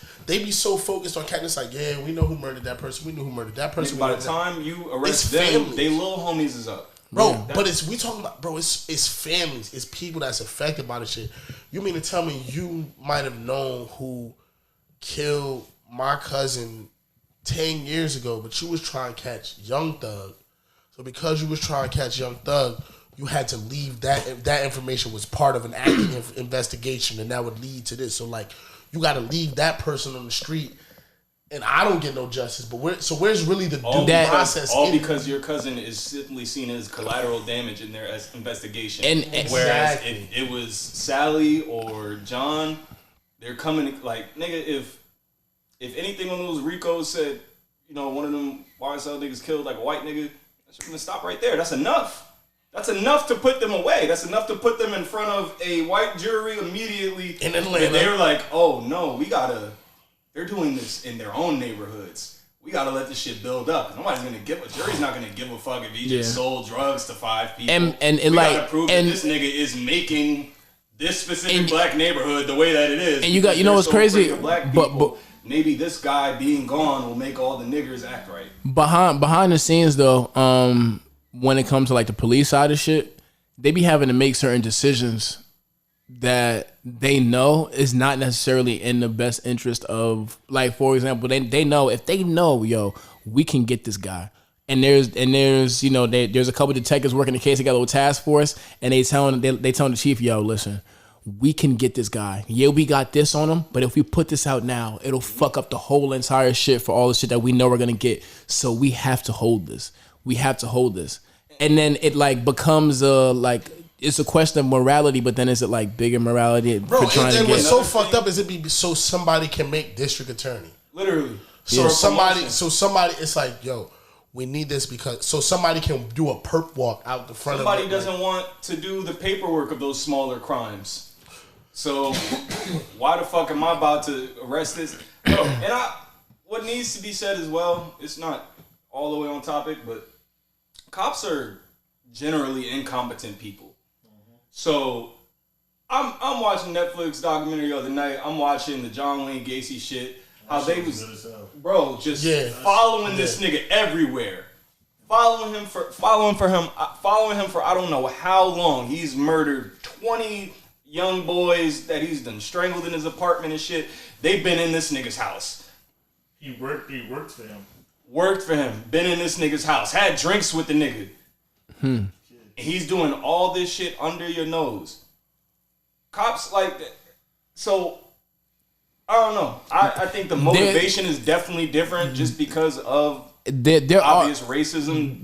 There are some cops who are really good at their fucking job, though. That's what I will say. And like, even being good at being a cop is just being good at being a fucking dickhead. No, not necessarily. Like, honestly, I just I'll make a great cop, probably. Yeah. I feel like I would hate to see you on the side of my car. I feel like it's I know what weed smell like, niggas. Let's go, baby. It's hard to balance. You know what in here? Here's a quarter ounce. It's hard to balance being a cop and not being a dickhead, because like I feel like they're like, because I know cops who aren't dickheads, but there's things that end up like things that go on throughout the job that end up forcing you to be down with a lot of the bullshit that goes on, and then you kind of end up becoming a part of it. Which I feel like, you know, it's like because you know these things are like force-wide things, and then it becomes, you know. I feel like if you're like, it's the good cop argument to me. Like, you knew, like if you joined the army, you know the army kill kids across the world. You know the army rape women across the world. Do all type of shit. You know they raping they own damn women in the army all over. And you're just like, what? I can be the change in this shit. Yeah. Yo, being overseas in the military gotta be wild. Yeah, that's probably one of the scariest things you can do. That's why we new bugs. It's new. That's why this is the question. This is the question I asked. Would you go to the army for 2 years, go to war for 2 years, or go to jail for 2 years? Jail. I told niggas I'm going to jail. Definitely go to jail. I'm going to jail. I'm not dying in jail. I'm not dying in jail. In the army, I'm good. And niggas, I'm not. Those of us who are not culinarily fucking. Nah, if you had to go to war, not the army. If you was in war, if you had to go to combat war, pots and pans to the if you had to go desert, nigga. Honestly, send me to jail because I know that they're send you to jail if you don't want to go to war, regardless. I want to say like when you say war, nigga, like war. You will be in shootouts. Was not war. I'm saying what resulted. Vietnam, you will be in shootouts. Yes. Like there's a good chance that you are not coming back. Like, well, who knows what a good chance is, but put like you done seen some of your homies get killed next to you. Vietnam, we was getting sprayed. Yeah, so niggas lost. Yeah, I mean, that's like over there. They call that the American war. It's like them niggas came over here and well, they went home. Around, found out. Them niggas was in the ground. Niggas in here spraying fucking chemical orange on their own niggas. Like, I'm not going to the fucking army. So you going to war? Like I said, 7 in jail. And then niggas like, you can die in jail. Yes, you can die in jail. However, Islam the moment I step foot in. Just make it a business. Make it a business decision. The moment I'm either gonna be a skinhead or I'm gonna be a Muslim. I ain't being no skinhead because being a skinhead, I'm getting in fights and niggas is trying to stab me. I mean, nah, you ain't gotta get in fights. They don't fuck with them niggas in there. Nah, but when something go down though, if one thing affect one person and it just so happen to affect you, then I'm a Muslim skinhead. Just try and protect my butt. That's it. I don't think you would have that problem. Big dude. That's shit like I would have to worry about. And I would be Muslim, so I wouldn't have to worry about it. I would just try to take my shahada on the spot. Right after your arraignment? Yes. Yeah, right? on the way there. Hey, soon as I see a nigga lick his lips at me, just holding Quran, like, yo, not here again. Yeah, right? Yeah. Shut up, all that. You're like, my brother, chill. Nigga. That nigga wave that shit right in his face, like, hey, I know you getting all amped up over there. Yeah. Nah, me though. There's a Puerto Rican short man right here. That's my guy Ivan. Yeah, I was gonna say it, but I wasn't gonna say it. Yo, because Ivan can't turn Muslim. Like, they're not gonna believe it. Like, he can't sell that. I'm gonna get on there and be MS-13 and just forget about niggas. Like, man, look. Yo, Ivan tried to turn Muslim. Like, so you mean to tell me that Allah, you really think it's 47 bitches up there in heaven, bro? 72. Whatever, bro. Do you really think they up there? Facts. Like, come on. Like, I don't know, bro. He not. But I know that I want to keep my ass. Yeah, man. I'm not for these 2 years. He questioning I'm the done. odds. I'm done. Like, yeah. Bro, I know a nigga named. You not Sheikh. I know a nigga named Sheikh. Skin pull up. He's like, yo, so y'all really fuck with Hitler like that? Bro, I was just thinking about Hitler too. That nigga was crazy, bro. That nigga was blonde. That nigga wasn't blonde, blue eyed. That is the greatest. Not the greatest finesse. Let me. Yeah. So. It might be the greatest finesse. It might be. Yeah, not in the sense of like of it being great. What happened? But the fact that this nigga, I see here put out a them again. Hit, trigger warning. Put out a hit on everybody. The opinions of Nobu Noski and Noah Stevenson are not the opinions of End of Regulation podcast. Look, okay, go. Look, I fuck with my Hebrews. You dig? Like shout out Drake. Fuck with my Hebrews.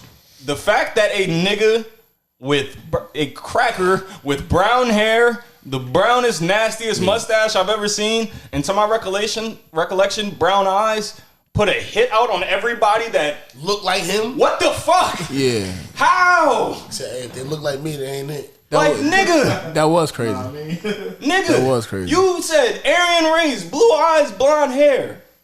With that.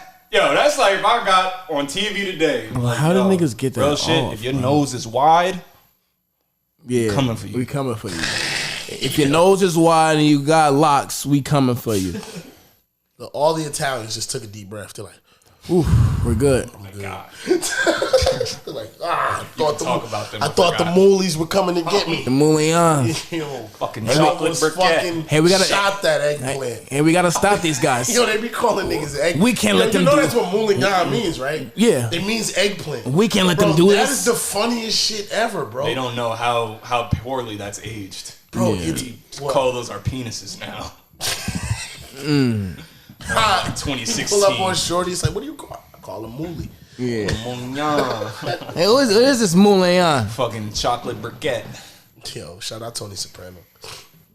My favorite racist ever. R.I.P. The Uncle Ben's really, that scene is hilarious, bro. That is one of the funniest scenes in television. Sopranos is so great, grasp bro. how funny that was back then. Like actually watching it, like when I rewatched that shit for the first time as an adult. Like when Tony looked at the box of Uncle Ben's. Oh my God! What? It's like, bro, dog, you seen that? Nigga, he just seen saw The Sopranos? No. Jesus Christ! Nigga, a black man that looked like Jesse Pinkman walked in this nigga's fucking house. He lost his shit. Yeah, he lost his shit. So you're Jewish and black. He's like, so how does that work exactly? Like with your mother and all that. Yeah. Like straight to him, like to the mother. kid, like with your mother, like which one is black? Like your father? So how does that work? He's like, that makes it's like, I'm Italian, you're Mignon. Yeah. Yeah, that nigga just sitting there like calling niggas a charcoal briquette. And bro looked like Degrassi Drake. Like, he was racially ambiguous, bro. Yeah. Clearly. If that nigga had a baldy, he could have just been Jason Pitts from the game. That ass. Facts. Who also is racially ambiguous. Thought that nigga was Blasian. Like The Rock? I was dead about to say that. We were limiting like Raul? What is Raul anyway? Everything. That nigga exotic. Call another man exotic is crazy. The niggas can't spit on their own dick. Alright, man. Yo, so everybody watched the Redeem Team doc? Yeah. That was the homework. You know what I'm saying? Yeah. I was halfway through my homework, the dog ate it. But I seen enough to hear them call the niggas that failed the cream team. I thought that was wild. Yo, that shit was wild, bro. Like, that was the I forgot about like, that. I started taking notes on what happened because I was like, all right, Nigga just looked up Wait, the screen. oh damn. Yo, So, that was the first. I was like, the cream team question Yeah, mark? me and Reggie looked at each other. We was like, what the fuck? so you got into, but you didn't finish like the whole Kobe. This nigga has 42 minutes left. No, you didn't even get to, because that like once he comes in the picture, like things change. Nah, Kobe's in it. I'm at the point where they just won. Like they just won to get to Beijing. Where So I'm right there. But like, I fucked with the documentary. Yeah, it was I did cool. too. Like seeing, like I was just telling my girl earlier, like just watching all them. Like I just like they was just heroes to me when I was younger, and now me being older and having had coworkers and shit like that is like, oh, you're just a bunch of niggas that are good at their job, you trying just to fucking just coexist. yeah. Kobe psycho ass like, and it's so crazy because like seeing it and like seeing how like niggas really folded. Like we really had niggas was 84-1 all time. Mm-hmm. And it was like, and the only game that we did lose was that bullshit Russia shit. Yeah, you know that, like y'all know what happened with that, right? Yeah, they hold us. Yeah. Like Continued the game. Niggas put seconds back on the clock. I was like niggas It was scored 3 seconds and it ran off. niggas And then they scored put the 3 seconds back on the to clock. win the game, and then they took the score off the board and literally like redid it. That was still a very terrible last defensive possession. Yeah, by the United but States. that shot was crazy. Like that was like, all right, You see the nigga, it was like wide open. The nigga like fell as he Bro, was there. I was like, yo, you- how'd you let a you Russian didn't nigga see just that? drop you? Like, that's crazy. It looked fake. I fucked with the doc though. It was like, I fucked with my son Mello even more after that shit. Yeah. I was just like, yo, nigga bro Melo was said- really He was just like, I'm cooking not off gonna- straight talent. I'm Like, not gonna lie. I was not waking up he at was 4 like, yo, a.m. Cole, I don't need to do that to get 28. He was like, like, I'm good. I'm nigga. not fucking waking up at 4:30. That's too early. Like just looking at that time, I was like, I saw like a lot of people's like initial reaction to the shit was just like, like, oh, like Kobe, but that's just not the impression I got from watching. Nah, it's not. It's just like, people don't know shit. It's like I feel like when people They wasn't there actually watching. They just watched the documentary. Like, you feel me? They had to emphasize the role Kobe played, because at that point that he was still, people still kind of hate you, Kobe. And it was pivotal at that. And, yeah, as well. exactly. And that's Yo, niggas like really hate I was just telling like my dad justifiably still so. hates Kobe. He doesn't like it. that's pre two rings, But pre this two is rings, like, Kobe. I remember watching the Western Conference Finals, them and the Nuggets, the very next year, and that was like the turning point in like the whole Kobe solo run. Like I learned, like I think the daughters too, but he was just like, I'd never heard him talk to about anybody at that point. Like he talked about Melo, like I got real close with bro over the summer. Like that's like my brother, like my little brother. Like I think that shit just showed him like being around great players. And Cole Well, Kobe learned people later on. You guys. So this is a perfect segue into a conversation. I said people compare Kobe and LeBron so much, right? Kobe, Jordan, LeBron. You know that whole thing. People don't understand. We're not even going without even talking no basketball because we're not even about to do this right now. But the person somebody is plays so much of a role in and how they end up playing, because you got to in their situation. So Kobe, right, born Italy, got both his parents, seems to be living a somewhat stable lifestyle. Dad, professional basketball player. You know what I'm saying? The only child. Boom. Bron, no dad present at all. Mom broke as shit. All I got is these kids who I met playing basketball. This is the age of AAU.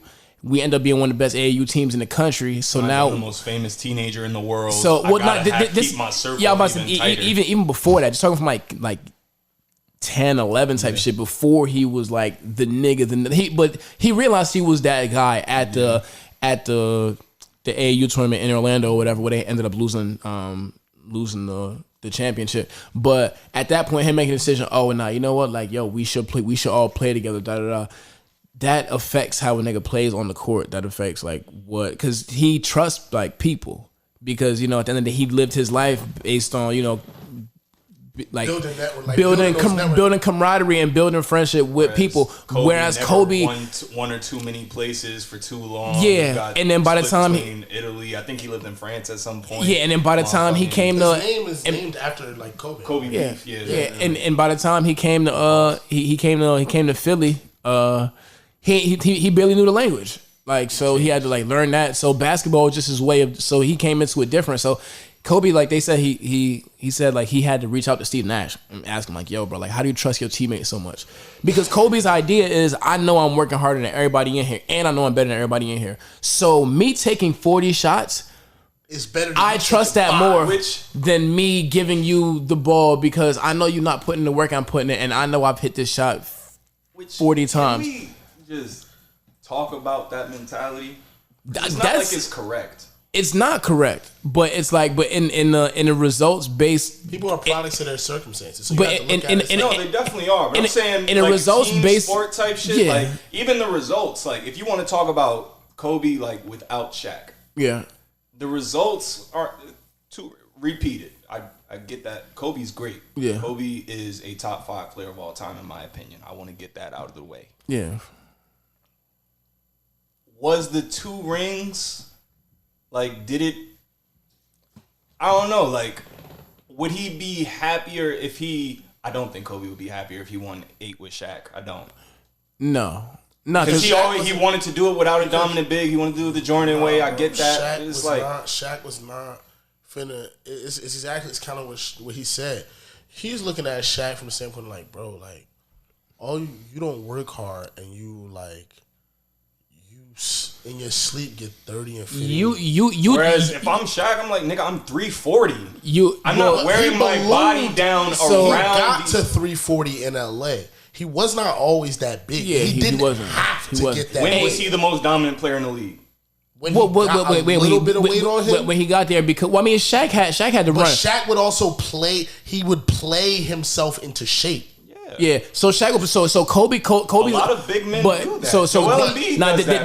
That's not fucking good. Neither is Kobe's fucking if you're but Kobe's Kobe. This the only thing this is what really pissed Kobe off though, because what you're talking about is on the court, which is valid in terms of, all right, cool, you can't think like that. It's a team sport. You have to trust your teammates, but you have to learn how to trust people in general before you can trust teammates. But what he was mad at with Shaq, he's yo, you're coming into the season. It's gonna take you 2 months to get ready. At the end of these 2 months, we could be 17 and 11. The season finishes, we end up 54 and 26. Now we get the 2 seed. But if you would have came into the year in fucking shape, instead of being 17-11, we could have been fucking 23 and whatever. And now we get the 1 seed, and now we get home court advantage. So when it's game 7 that we're now playing at Portland instead of fucking, or at San Antonio instead of LA. And you know what Shaq is saying, which I agree with in this case? But if you win anyway, nigga, why does it matter? Nigga, we're going to win I've anyway. been in this league for I don't know how long. I know the regular season don't fucking matter. I know what I got to do to get my body right by the time. You're not about to tell me that, Kobe. Exactly. You have to work harder than me. You are a 6'6" guard. I am a 320 freak of nature with the mobility of a nigga that's not 320 for some reason. And that's why after he left Kobe, he needed another young guard to kind of play off that other game. And after he left the shit with D-Wade, he did what? Look, I'm not Shaq. I'm saying Shaq's fall off is well documented, but you gotta think of where he was the most at his career. Fall offs in history. Probably being real. Probably, but you gotta think of where Shaq was at that point in his career, and just the regular trajectory for big men at that time in his career. Yeah. And where Kobe was at. He came in young. He was the fucking 17-year-old kid that got drafted. I'm Shaq. I'm like, dog, I'm giving you your props. I've heard Shaq call Kobe the best player in the world, and while those niggas were 3 feet. It wasn't really until chain of command, nigga. I didn't come here to play the backseat to an 18-year-old. You didn't understand that because you think because you work so fucking hard, you're entitled to. No, not that. It's because they went. It's because he got Kobe. Kobe. It's because but even bigger now. Shaq was. But have you watched the Lakers documentary? Shaq was the big move. Shaq was the move that they needed because if they had to choose between Kobe and Shaq, they would have chose Shaq. You watched that? They would have chose Shaq. They was talking about, we didn't know Kobe was gonna. We didn't know what he was gonna be. He was like project. If he works out, we got Shaq, we got Van Exel. We're gonna try and make a run this year. But they did say, but Jerry Buss did say, yo, if we can get a chance to get this guy, no, Jerry West was like, Jerry West said this nigga is a we got Jerry West knows hoops. Like, if you know Kobe is hoops. He's one of them niggas. Yeah. But they also Shaq was a big one. But the thing about it is that Kobe was better than everybody on the court, and he wanted to show it so bad, and he didn't understand the other landscapes of like not alienating your teammates. And I also don't think at the time Kobe understood that the gap hadn't been created yet. Like I saw Kobe reference this at a point in time. He was just like, yeah, I mean, over the years, me waking up at whatever I wake up at, I'm getting shots up at 4, you start getting shots up at 7. Like, over the years, but that wasn't that time yet. T-Mac was still there. Yeah. Like, Kobe, you're not, like, the gap between Shaq and the next nigga at his position was way larger than the gap between Kobe and the next nigga at his position. The problems really started once they started winning because Kobe's like, yo, like, we can win more. Like we can literally never stop. We can win more, but if we're gonna win more, I need more of the effort things from you. And then it became like eventually it's like okay. And then that's when Kobe started to show, oh, like I'm really really really fucking good too. So like if I'm that great, if you be as great as I know you can be, then like let's rock. But then Kobe also would just shoot the fucking ball too much sometimes. Like and like we all remember the makes. Yeah. And the misses look bad at times. Yeah. And to your team, you're sitting there like, dog, like there's an easier shot right there. You don't have to do that, bro. And when did they start winning? For Kobe to be like, we could have won more. When Kobe bought in. Yeah. When he said, look, I get it. Yeah. I'm going to do what I do out here on the perimeter. It was really you do what you do there. Superman is Superman. It was really 04 when they lost to the Pistons that kind of fucked everything up because then it's like wasn't supposed to fucking lose. Yeah. I mean, it just wasn't a team. Like, and I think the Dream Team shit shows that you could have fucking Tim Duncan, AI, Stephon Marbury, and you could have Bron, Melo, D Wade, but I don't know if nigga Melo said, I don't know what happened. I wasn't out there. Yeah. I don't know if without this Redeem Team experience, I don't know if Kobe gets some last 2 rings. Just because I watched him. This is probably the most that Kobe been around, around. Like, it's kind of like what you said when it's like after that conference final, he's like, "This is my brother. This is that and the third." And it was like, yeah, you know why? Because like you're starting to learn people. Like basketball was his, like he says, like it's his music. That's what he took with his life, and it was just like, yo, this is me. This is what I love. So it's just like, okay, I can love this still, but like there's other people who are good at this too that care about this, but like. I think these niggas could be doing this too, so I'm gonna just be me and like, but I'm also not gonna be guarded. But I'll also like, and what's really cool is like because as much as we kind of put like, yo, who was better, Kobe or LeBron, whatever, seeing how like cool these niggas were like as people, like Of course, I guarantee you at some point the niggas play one-on-one by themselves. Who, LeBron and Kobe? Yeah. Oh, yeah, for sure. They did. There's no way they did. There's no way Kobe Bryant said to LeBron James, it was like, hey, nigga. I think it's a thing where the coach came to both of them like, yo, I need y'all. No, but like, I'm not even talking about like at that time. Just as men. I know that summer. You know what I mean? Yeah. And that could be some among NBA players that niggas just might not talk about. Yeah, that's fine. Like, I feel like KD's probably kicked everybody's ass and nobody really wants to talk about it. Like, but like, who asked KD ain't kick? Kobe said he never figured him out. Kobe figured niggas out. So all I'm saying is like, but I think even out of like, bounds to your line, packing that nigga up. To your point, like. Just like learning people, like, and learning how to make them better. You don't like. I'm watching the Lakers documentary on Hulu right now. They said Magic got there. You felt the tension already with Kareem. Yeah. He opened that shit up. He's like, yo, look, where you like the ball? Yeah. Where you? Kareem like, I like it high. I don't like bending down my knees. Okay, cool. I'm here to. Bet. Jamal, how you where you want? Cool, he was down to put his prize to the side and just gel and make shit work. Because I don't need to be the fucking man. Yeah. I don't need to be perceived as the man. You need that. Yeah. And that's your weakness. And that's why I prefer the style of a Magic, a Bron over a, not to say on a level of basketball mastery, but a level of leadership. Yeah. Like, this is a very interesting topic because I will agree with you in the level of leadership. I'm glad you said that, like, because I don't want to debate basketball skill. Like, that shit is too many things. I get it. Kobe has better footwork than everybody, and Bron is a better passer than everybody. But at the end of the day, it's like, it's results oriented. Yeah, so it's like, what the fuck can we even debate in the end? Yeah. That's not, you feel me, gonna come back to that. Yeah. Like, what did that jump shot get you if not, more rings than the next nigga or whatever the fuck? Yeah, that's exactly what the conversation has become. Literally. But like, if just thinking about, like, I don't even believe Kobe fans, like diehard Kobe fans, are people that would want to be around this man, like in that type of capacity.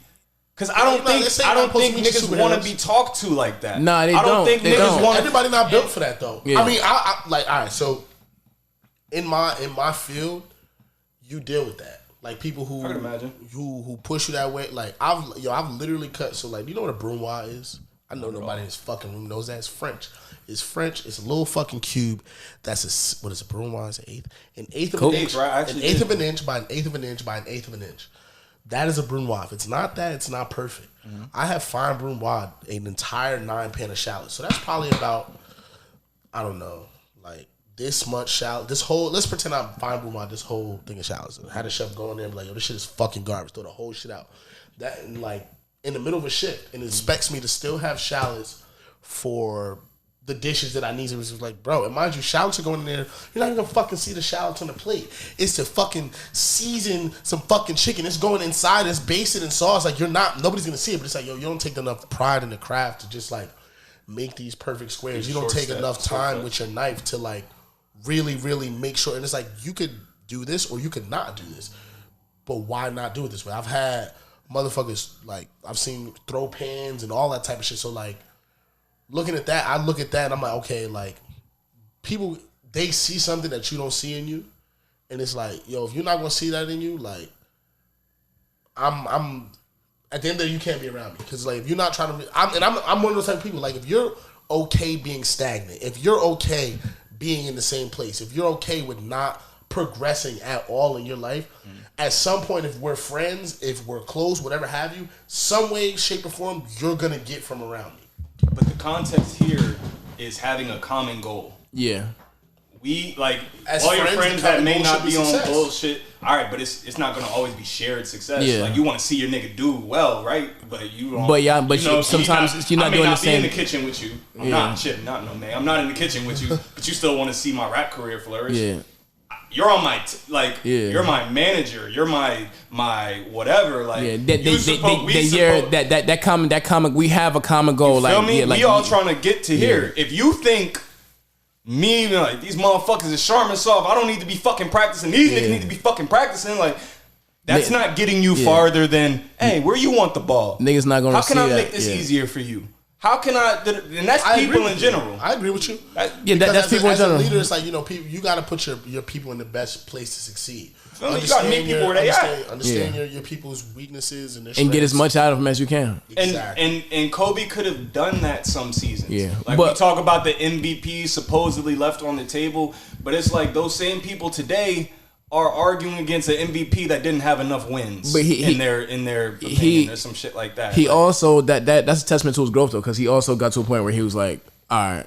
Like I said, when he reached out to Steve Nash, like, yo, how do you trust your teammates more? Like, how can I? Because he learned, like, yo, I need this shit. I can't. And then that's when, Pau Gasol will help too. Yeah, and Lamar Odom. Ron Artest. Nobody talks about that shot. That was one of the big shots. You know what I'm saying? That was like just watching this doc. I'm just like, and it's so astounding, like how people just rush to the immediate, like, oh, y'all thought Brown was the nigga on the team or something. No, it was Kobe. And I'm watching this show. I'm like, nigga, D Wade was fucking spazzing all fucking summer. Like, what the fuck? Like, it ain't gotta. It's like when you have that many great players together, it's not about who's getting 30. And it's not. And that's what all of y'all know. All of y'all know y'all can get 30. Y'all each in y'all collective, like, individual careers have gone for 40 by yourselves. Nigga, y'all are playing Switzerland. I know y'all niggas get 70 if y'all straight up. Straight up. It's not about that, nigga. That's not how his game is played. And that's what the Argentina. I don't know if it was something Sanchez or whatever. I just said a Spanish name. He was like, they're a better team. Yeah, he was like, yo, they're better individual players. He's like, but basketball is 5-on-5. And to have to hear that from like niggas that you know you could jump over is crazy. Yeah, because them niggas played as teams, like bro. Them niggas, yo, and they Fernandez, bro. I remember Kyrie and that shit. I'm like, fucking Luis Scola, nigga, Luis Scola. That nigga. I remember watching this live, being like, "Yo, these niggas playing good basketball, bro." But they also been teams for years. Coach K said something interesting just about the difference in cultures. Like you think, like I think one of the biggest flaws with black people, black men in general, is just this. I gotta get it my own. Like I gotta. Yo, fucking thank you, my nigga. Like I have to get it my own. I gotta do it. Like if it's like. Whereas them niggas, they're like, yo, we're a country. Yeah. But it's like, we don't fuck with this country. So it's like, we just here disbanded with a bunch of niggas that we don't, we just making community with as where we can. So it's like, it's not our fault even. But it's just so reflective of what those niggas, how they come up in the pride in country and the pride in unity. Yeah. And our shit is just like, we're taught that you gotta I'm going to get mine, you get yours, and we'll get there. You're taught that you got to be better than the next nigga. It kind of goes back. It kind of goes back. Better together. It kind of goes back to politics, capitalism. It is literally. It's what is capitalism? It's my nigga. My business is doing better than yours. You're out of business.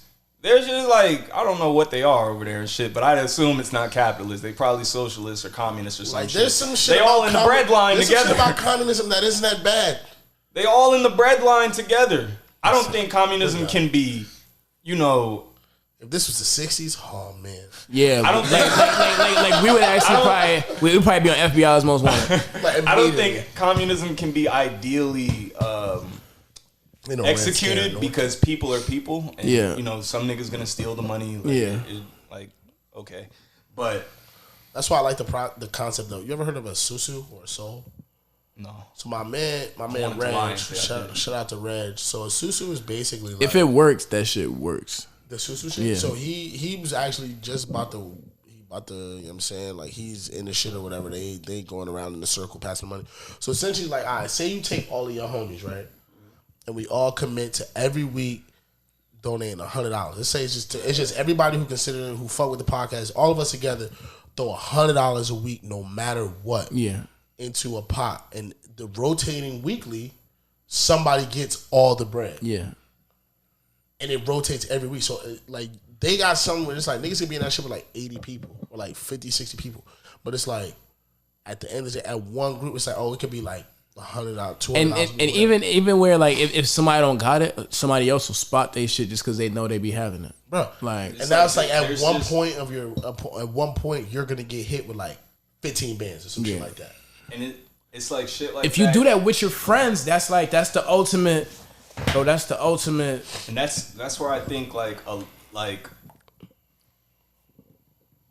I want to separate the mastery, and it's such an easy way to build wealth in the approach to the sport.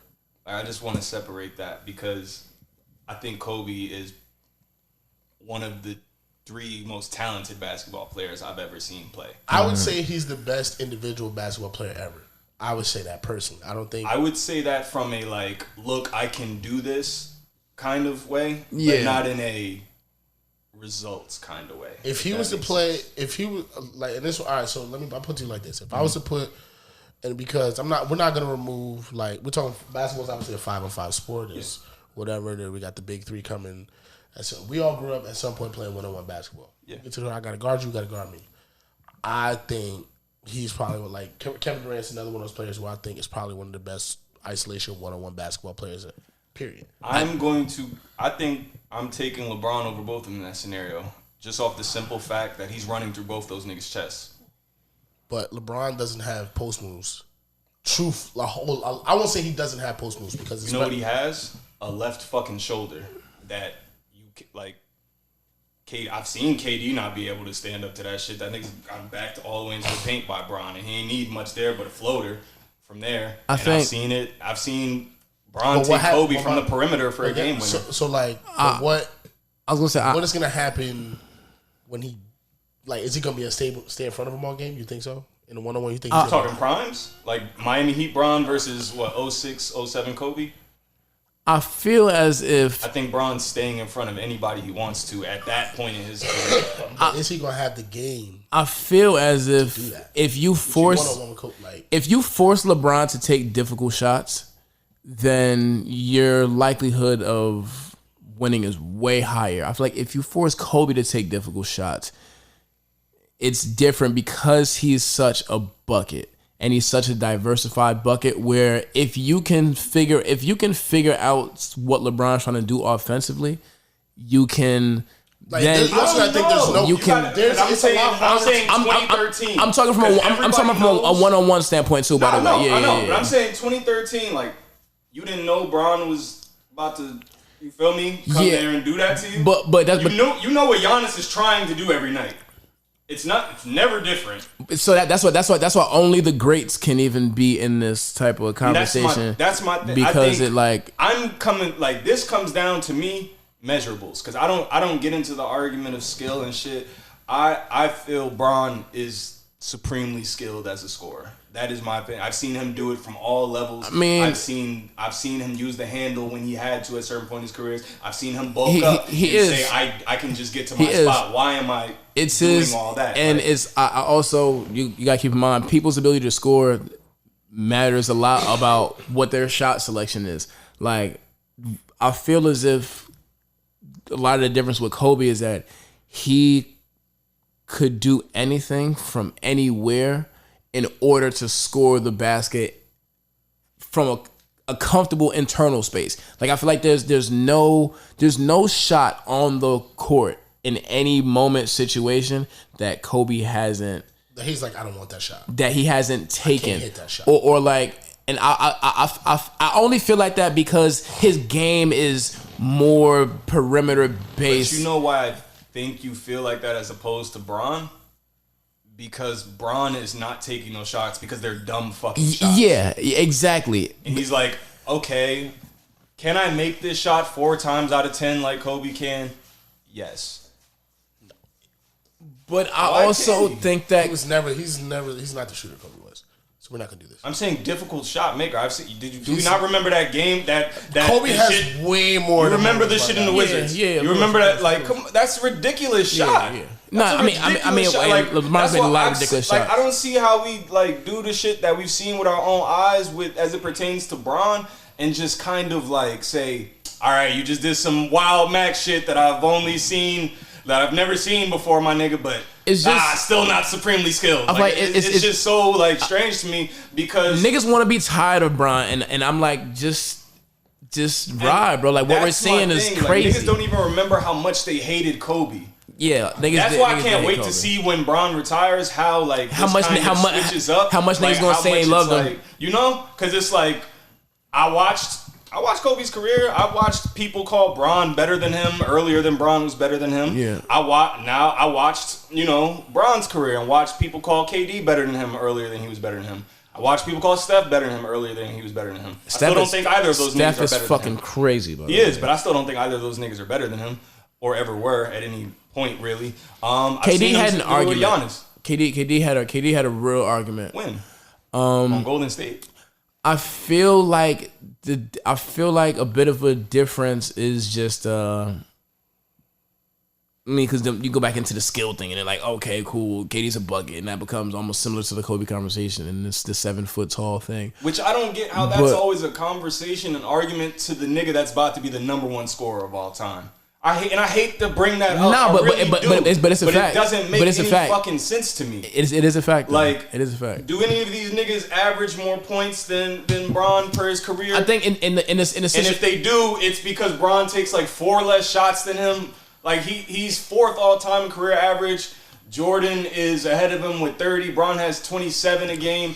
Jordan took 4 more shots a game. Yeah. KD's ahead by like 0.1 or 2. Something I think like he takes more shots a game than Bron, and it's fucked up to me because it's like, do y'all not think that if Bron took 3 more shots a game, he couldn't get that he wouldn't make 2 of them? He did, but it's like, nah, that's not how I play the game. Like I want to get Mo Williams involved. I don't give a fuck if Kyrie hits the shot. I don't give a fuck. I love that Kyrie hits that shot. It only becomes you on the becomes block, and what you can't do. It only becomes topic of conversation when you look at the specific situations where you want somebody to do something, like where you assume, okay, somebody should take this shot.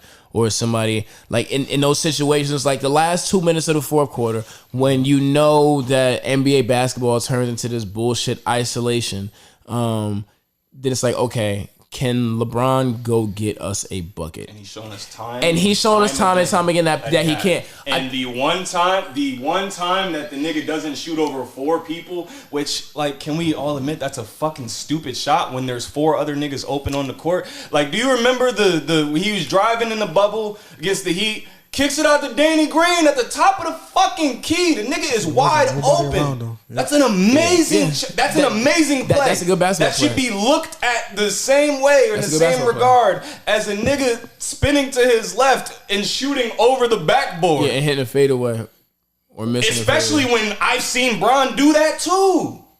That is a fact. I don't even think Kobe made the pass to Ron Artest that was that game 7. I think the nigga was calling for the ball back. No.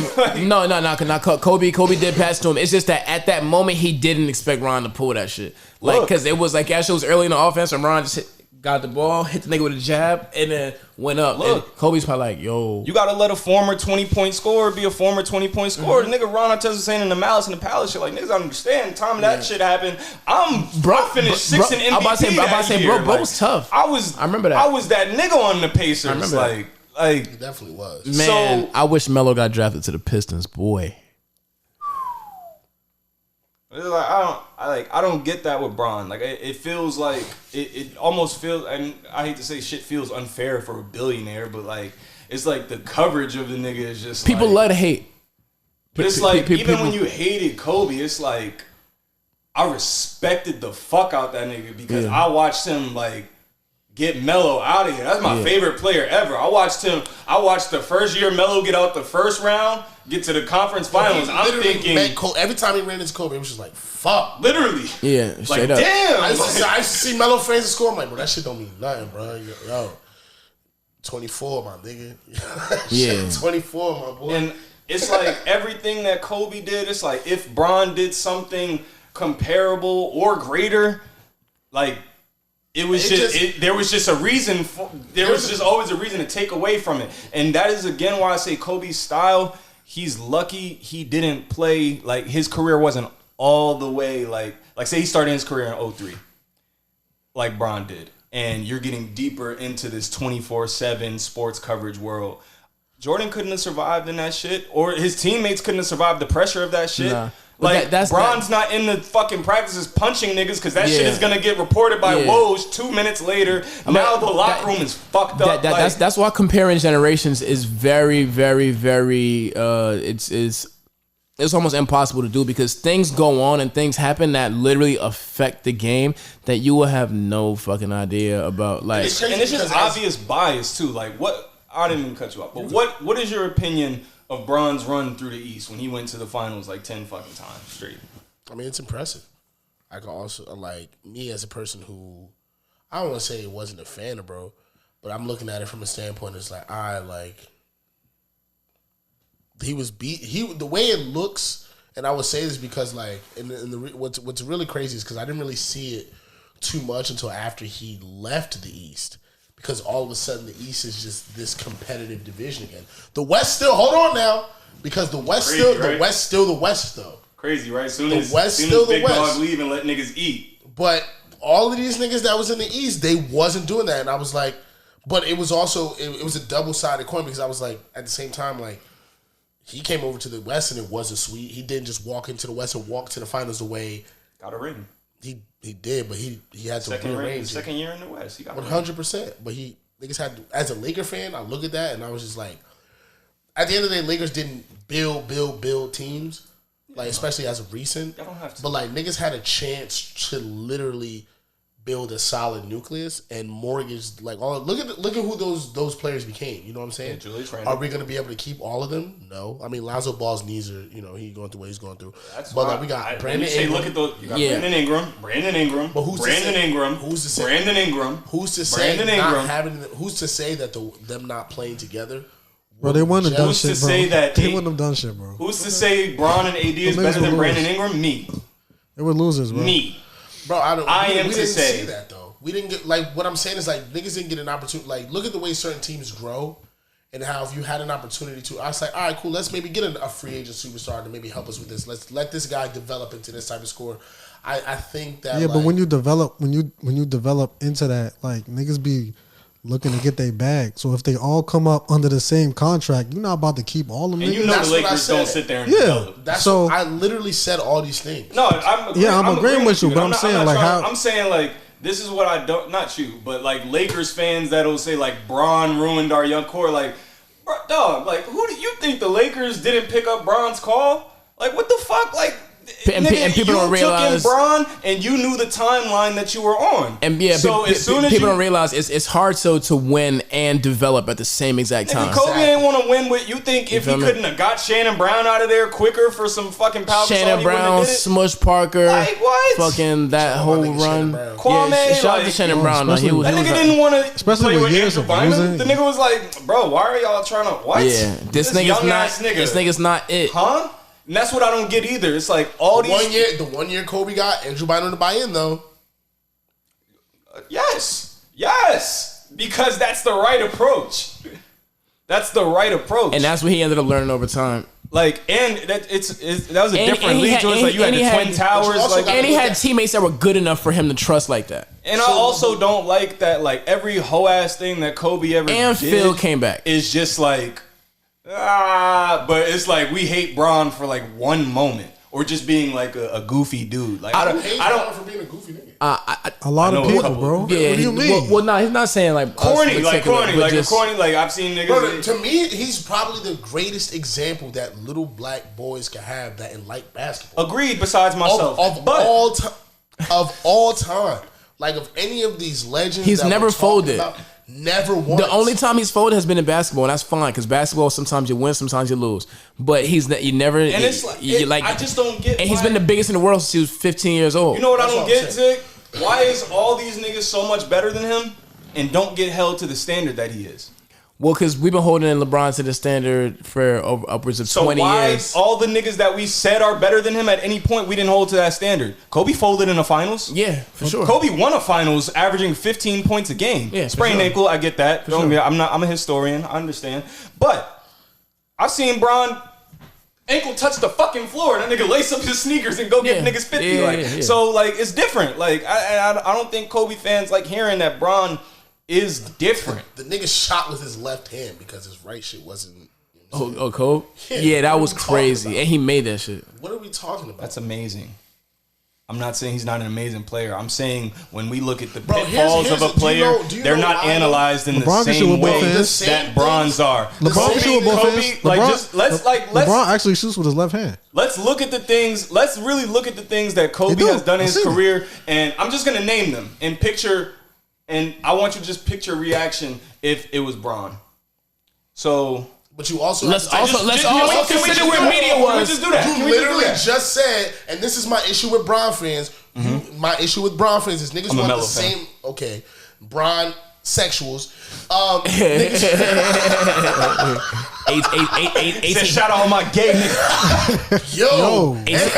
Trigger warning. 1800 Bron sexuals. Yeah, that would be 1-800 Bron. Yeah. 1-800 Bron sexuals. That would be a great episode name if this nigga wasn't spitting. Yeah, crazy. So the same things that niggas give Bron credit for, they knock it for. So just now you were about to say, yo, imagine if it was Bron. When just a second ago you were like, niggas didn't have to deal with the media coverage and this, that, and the third that Bron had to deal with. Imagine if it was this. So at one point it's like we bigging Bron up for his ability to. I want to see how those correlate. Because one of those things is saying a pressure that Bron had to deal with, and one of those things I was saying how the pitfalls are looked at differently for other superstars. But at the end of the day, what I'm saying is like you were literally about to use the media twice. So maybe I didn't understand in the way you were. One of those points was the media. Let me clarify. My other point was just how the general discourse around. We've been in a barbershop. We know if you go in a barbershop, what the take of Kobe and Bron is going to be at this point. And I think it's based off more mythical shit than actual basketball. I think. Like, you can love the way Kobe Bryant plays. You can love to model your game after him. That doesn't make him better than Bron. I don't understand that. But I want to get... I'm not even going to do a full thing. I just want two things. Two hoe-ass things Kobe has done in his career. Things that would be considered hoe-ass shit. One of them is definitely hoe-ass shit. But another thing considered some hoe-ass shit if Bron did it. Yeah. So, Bron goes to the newspaper, right? Yeah, Kyrie's getting into whatever he's getting into. I already know what you about to say. And just said, and tells the police Kyrie gives women hush money. Yeah, that was crazy. When he did the Shaq, that was crazy. Come on, that was crazy. Number two. What's your reaction if that's Bron? Whole ass nigga. I know. What? All right. 2.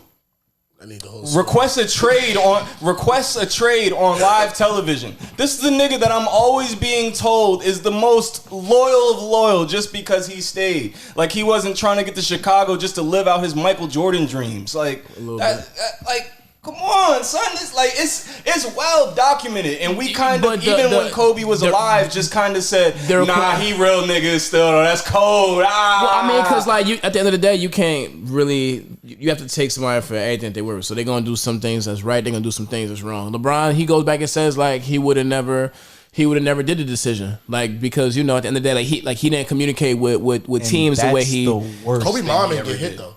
What happened? What'd you say? What'd you say? This has been End of Regulation Podcast episode. What'd you say? Huh? What did you say? No, bro. Shout out Delonte West. Like, that's not a bad thing. That's not all Bron's body. Yeah. Like, my son Kobe went to the police. Yeah, he did. He went to the cops. That was crazy. It said, my superstar big man gives women hush money. So, in the spirit of the Would You Rather we played earlier, would you rather a nigga hit your teammate hit your mom, or tell your police on your mans? Tell the police on your teammate. I'd rather nigga hit my moms. I'm not no snitch. I can't go. Teammate though. I can't go to the police. Yeah, she chose. She chose. I could beat my man's ass. Like, I can't beat a case. Yeah. That shit is crazy. I can't tell him my man's like imagine you just woke up and saw on ESPN Bron did that. What do you think your timeline would look like? So like this, like just basically being D'Angelo Russell. Cause that was crazy. Yo, that was crazy. But he still say to this day he didn't do it. Real nigga. Well, he challenged him to a celebrity boxing match. He said stop doing those. Yeah. He said he recorded the video, obviously, but he said he wasn't the one who put it out. Yeah, he wasn't the one that put it out. I mean, I could believe that, but it doesn't even matter. Because why'd you do it? Why are you recording? Everybody's decided what the story is by now. That would be like the conversation we had pre-pod, and I'm sitting here with my phone, like yeah. like, yo, this shit crazy. Niggas is like, Well, when we was talking about Israel, Who's real? not them niggas. Oh no. yo, shout out to all my Jewish niggas. Facts. Drake, Adam Sandler. And all the other niggas in the oven. Feel me, Jesus. Oh my God. Come on. Y'all didn't hear this? I am one of Y'all didn't hear shit. this? Wait, but before we skate out, is there anything that we got to tell the people, Noski? LeBron is the best basketball player of all time. Tom Brady. No. I'm asking, is there? Tom Brady is by far the best football player of all time. The gap is very large. He has more Super Bowls than any franchise that has ever existed. And I'm the greatest rapper of all time. Suck my dick. I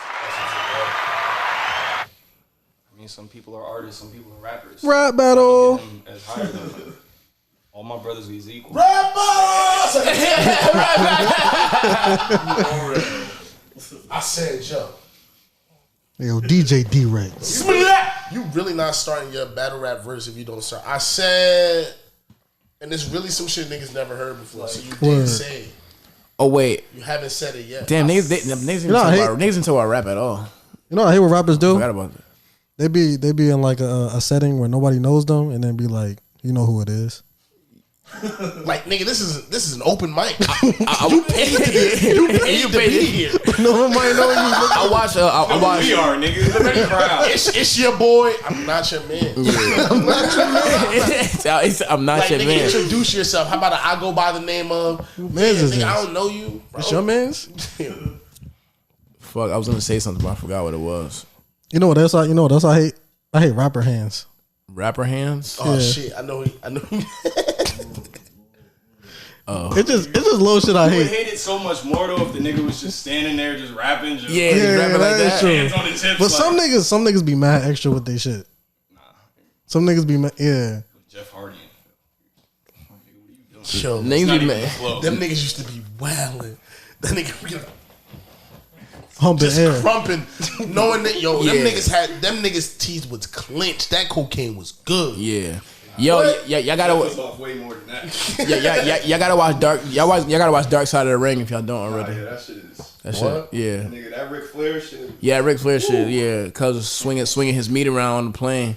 Oh what? Mind you, you remember the nigga Tommy Dreamer from ECW? Yeah. That nigga in that shit dick riding like. I'm sitting there, he's swinging his dick, and I'm like, oh, Yeah. Ric Flair, he's swinging the hammer. I'm like, Yeah. Nah. Yeah, bro. Oh, yeah, because they call that was a plane ride from hell. He was like, this is the legend, So Ric Flair. they have put they But put his dick is out. who they put WWF and who on the same plane. WCW. WCW on the same plane, and they all did a European tour. So it just so at the beginning of this, Vince McMahon is so at the beginning of this plane ride, so like the tour, like fine, ain't shit happened, but at the beginning of this one plane ride that was hell because they ended up getting stuck on a tarmac for like 6-8 hours. I think like 8 hours.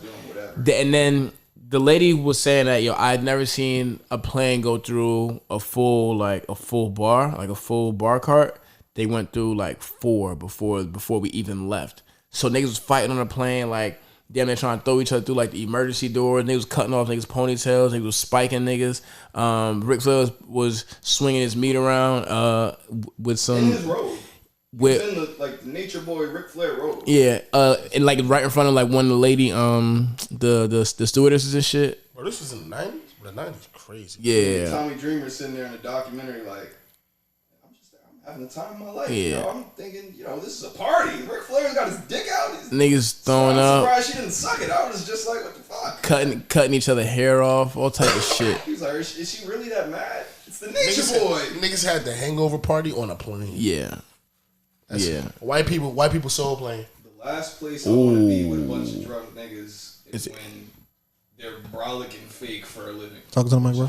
The last place I want to be with a bunch of drunk niggas is when they're just on roids and they also grapple each other fakely for a living. That just doesn't sound like a good combination. Bro, and they do it while wearing like the most like skimpy outfits.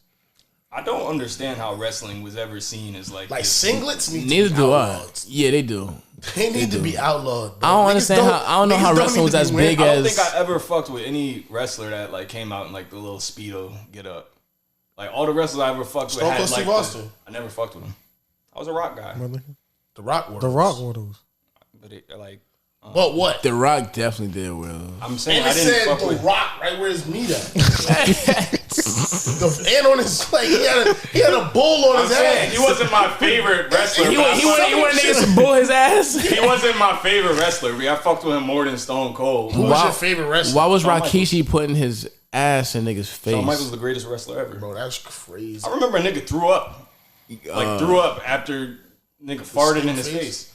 And bro, niggas he was shaking his butt cheeks in bro's face. Like, see niggas, I'm like, damn, bro. Imagine like that shit gotta stink. Nigga, I'm looking at the script coming in there, just like, hold up, who? But yeah, like even they were talking about when Owen Hart fell from the shit, fucking died, bro. That series is dope. It's fire. Growing up is wild. Like just seeing like all this shit is just like you a job. I think that's the wildest part about growing up is just seeing like all this shit is just like a job. It's a job. Like, of course, these niggas are dickheads after the cameras go off. Like, so what they do is like, I get shit faced and for like 20 minutes I just gotta wrestle a nigga, but I'm getting paid like decent amount of wages. I'm on tour. I'm on enough painkillers right now. I get thrown off a 20-foot Hell in a Cell through a fucking table, nigga. That I don't give a fuck about nothing. All I do is lift. I pick things up and I put them down. A lot of coke. I live through coke and I sexually assault here and there. It's a terrible profession. And like all layers. I think all of those niggas like from that era like was doing that type of they shit. They literally used to, I seen the one thing that they used to bet like who could like The Rock and Stone Cold would like bet like what was it like who could like remember this one time where The Rock got hit with the stunner where he just he was just doing mad extra shit. Yeah. So how can you sell this fucking nigga got up, took a sip of the beer. I'm like, yo, there's no way. Yeah, like this is not. I'm looking at this shit 9 years old. Like, yo, nigga bounced off the mat, started walking the shit out of this nigga, and then fell again. Yeah. They was really taking steel chairs to the dome though. That was crazy, bro. Some of this shit to this day, I still don't know how they fake. Like that's why I give those niggas respect. Yeah, because I don't know how you fake a sweet chin music. Well, that shit had to take real teeth out. At some point. They said the one thing that they never faked, like that was kind of like your rite of passage, was sticking and take like everybody they steal chairs to the dome. Everybody gets a concussion, and it's just like that. That and was then that was like the one thing. It's like was fucking crazy. That's really crazy, and niggas pack out stadiums. I never understood. You think niggas like made their own finishing moves, or like Vince was just like, nah, Chris Benoit, you're gonna be the headbutt from the flying top rope guy. Shout out Chris Benoit for real. No man, fuck Chris Benoit. The Wolverine. I still remember that night. I think he was in a USA Championship with somebody. And he just didn't show up, right? Didn't show up. Then CM Punk wrestled in his place that night or some shit like that. He didn't show up. Them niggas was covering that shit up.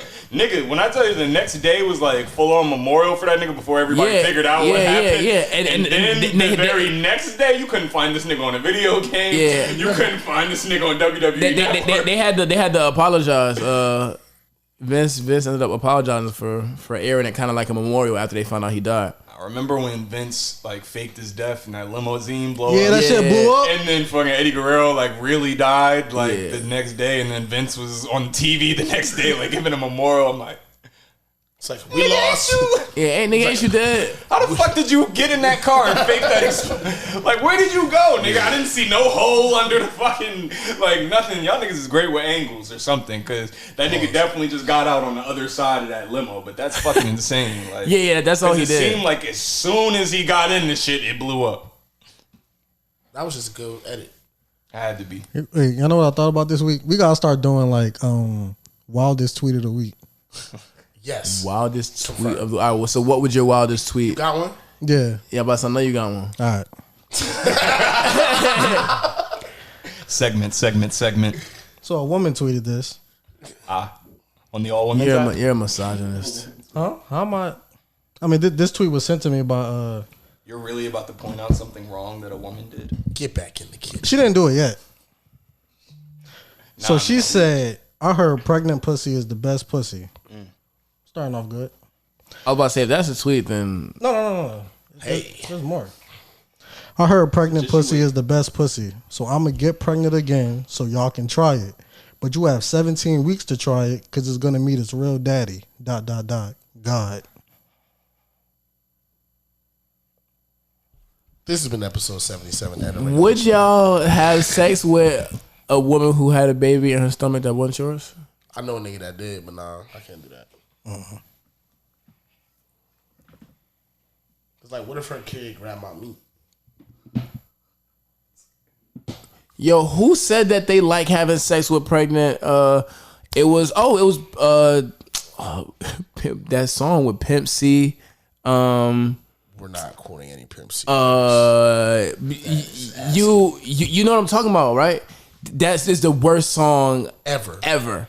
Where the whole song niggas just talk about, you know what I mean, and other niggas pregnant, you know what I mean, for We talked about this too, I think. on the pod. I think. I don't remember this. Nah, it wasn't us. Point blank. It wasn't us. Bro, I nothing. advise wasn't niggas us, it not wasn't play us. those games. Nothing in somebody else's vagina with a kid that ain't yours in there, and then making rap songs about it. It's crazy. What's crazier, making the rap songs or allowing it? Or allowing it. I really want to hear.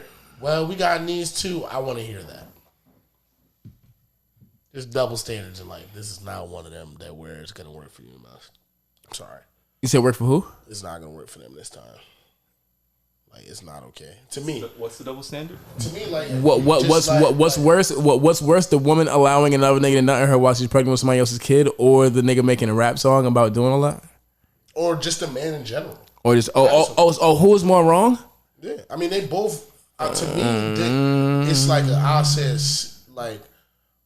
60-40. Yeah, because 60-40 split. Yeah, because a woman has to allow that. And the only reason I say that is because it's your duty to protect that child. This man would do that whether he was pregnant or not, realistically.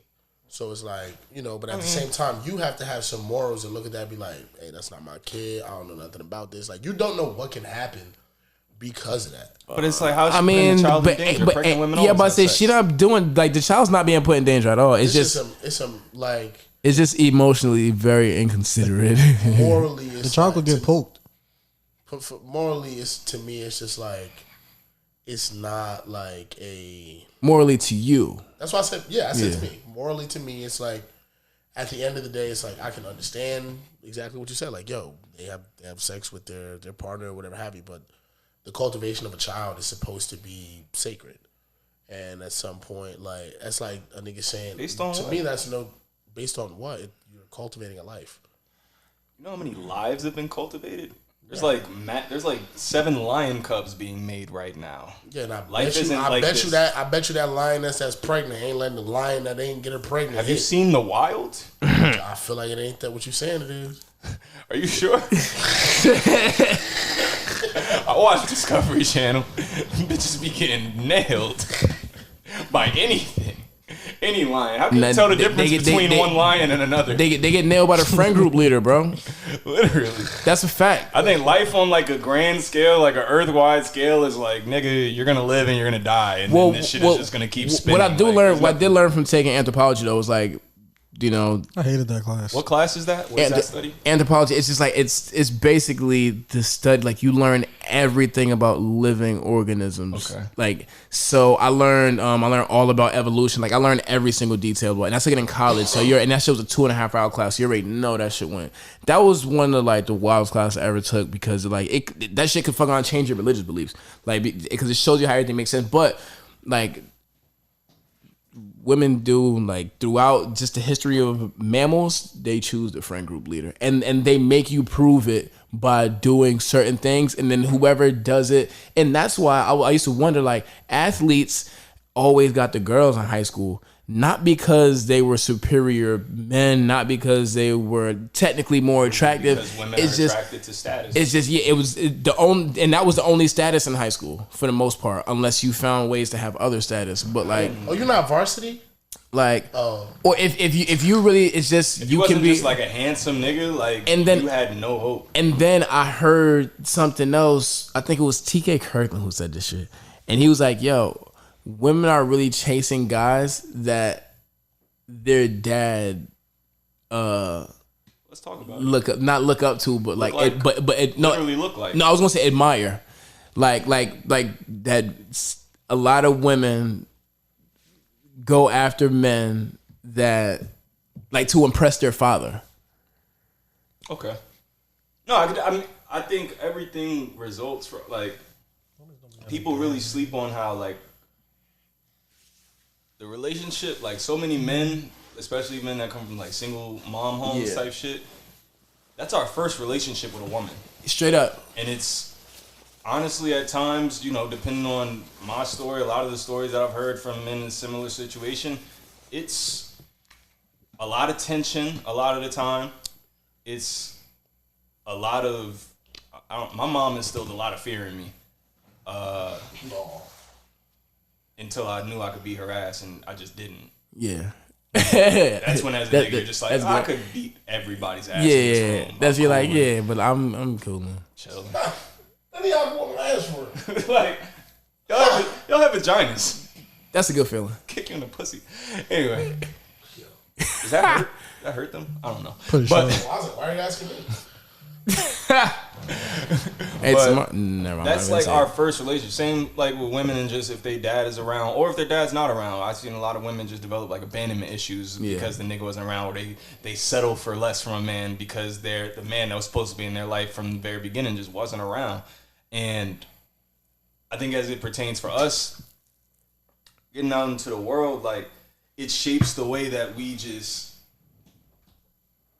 because we're humans and we have this, I guess, this gift of just free will and free thought and just, you know, our own belief systems, like morality and shit placed on us. I don't think that's shit that we were ever supposed to live with. I feel like we were supposed to just go out there, get shows, and like, we're animals. Yeah, we are animals. We're fucking animals. It's why certain people have certain fucking fetishes. And because lions are shitting on each other in the fucking and that's woods, why we not also thinking about it. That's also, that plays so much of the reason why we so stressed, because like we have access to so much. There's so much information. Like, every single second of every single thing we do is based upon like us calculating what we think we should do. It's not instinct. Like, it's not like the only instinct you have. Not the only, but it's my stomach's growl. I need to eat.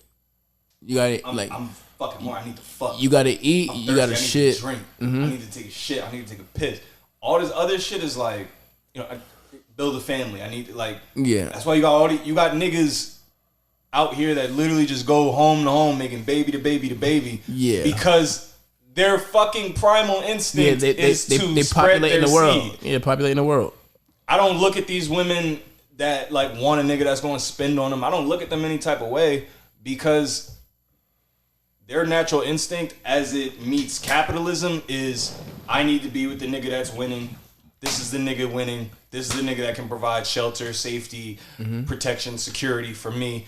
This is who I'm rocking with. And I look at it like, there's shit that's so small where you can, as a man, even though you know you ain't gonna win everything every time, we don't often walk around with fear in our hearts of somebody overtaking us. We feel like we have a choice. Like, we might know, yo, I don't want to walk. You got a fighter's chance. Yeah, exactly. You might not want to walk through somebody's hood, like, just, but you're not getting scooped up and put in a van. Exactly. Like, with women, that thought is like that's it's a real thing. Walking them down that street. It's a real thing. So like, the need to be like protected, to be I can't.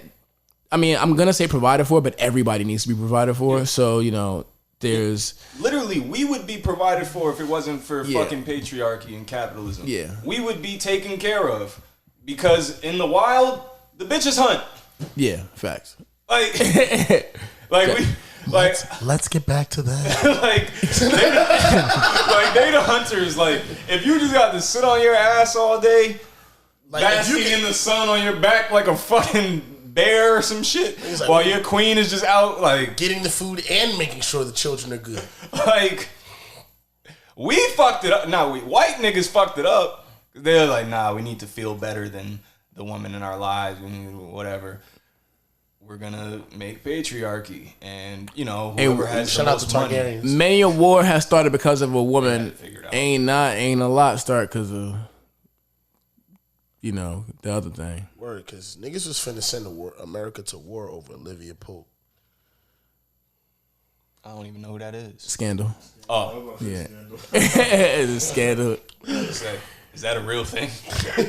If you watch the show, that shit was crazy. Yeah, scandal. Scandal was a really good TV show, and then it just went really It just got too far crazy. left. Like once it It got, was like, wait, niggas are secret agents now? Like, That's how I felt about House of Cards. I loved House of Cards, bro. It I was loved. he did that that shit, thing. and then the season that Oh Claire yeah. Once it got to Claire, that was when I was like, all right, like that. Unfortunately, that ending, I was like, all right, she just killed what was it, Pete? Yeah, Doug. I was like, yeah. Cool, like, I stopped watching that. Doug I literally Stamper. stopped watching that season. after After Kevin Spacey, the shit what happened with him. all the I was bullshit. Like, I'm good off that show. yeah. And then Which I hate, because I hate to say it. That That nigga nigga before was- I didn't know that about was any of that Frank stuff when I Underwood. started watching that Frank stuff. Underwood was that nigga. Yeah. Yo, I was like, this nigga could talk himself into God's panties. What the fuck? Like He said, she don't even know she fucked already. I'm like, this nigga talking shit to you in the camera in your face while he about to take over your state. Yeah. Like, god damn. that shit tough.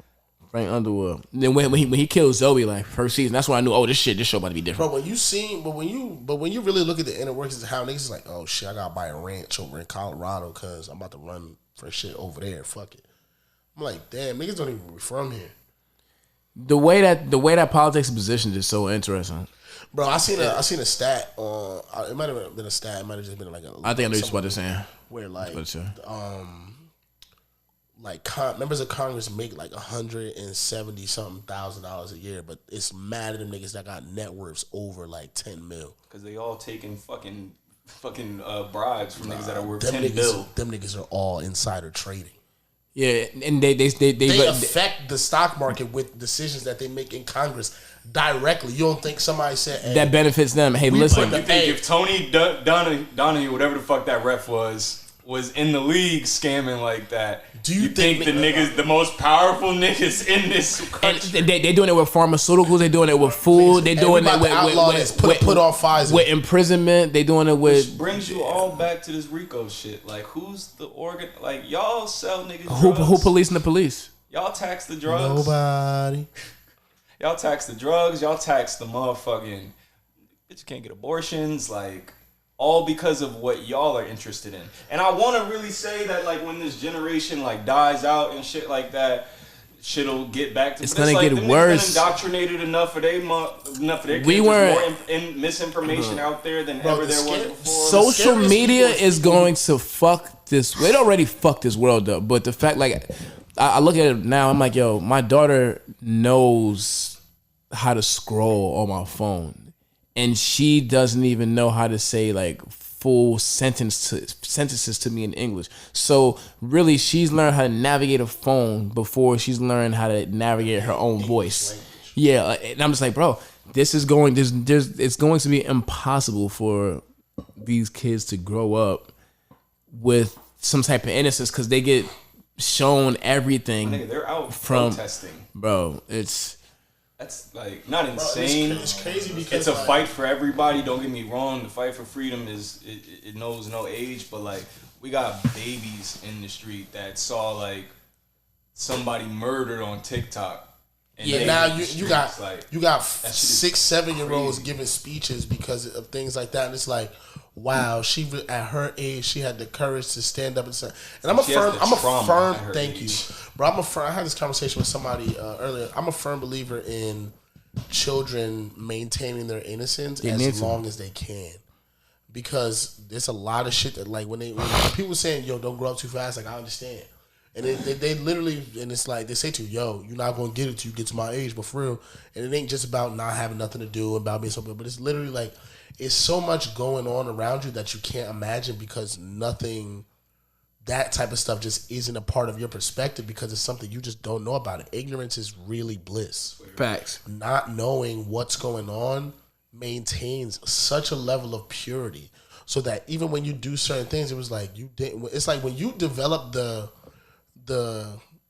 understanding of right from wrong, that's when people start to look just like, okay, you have a choice to do this, you do that. So then they start teaching you like, hey, when you do this, this is right, this is wrong, this, that.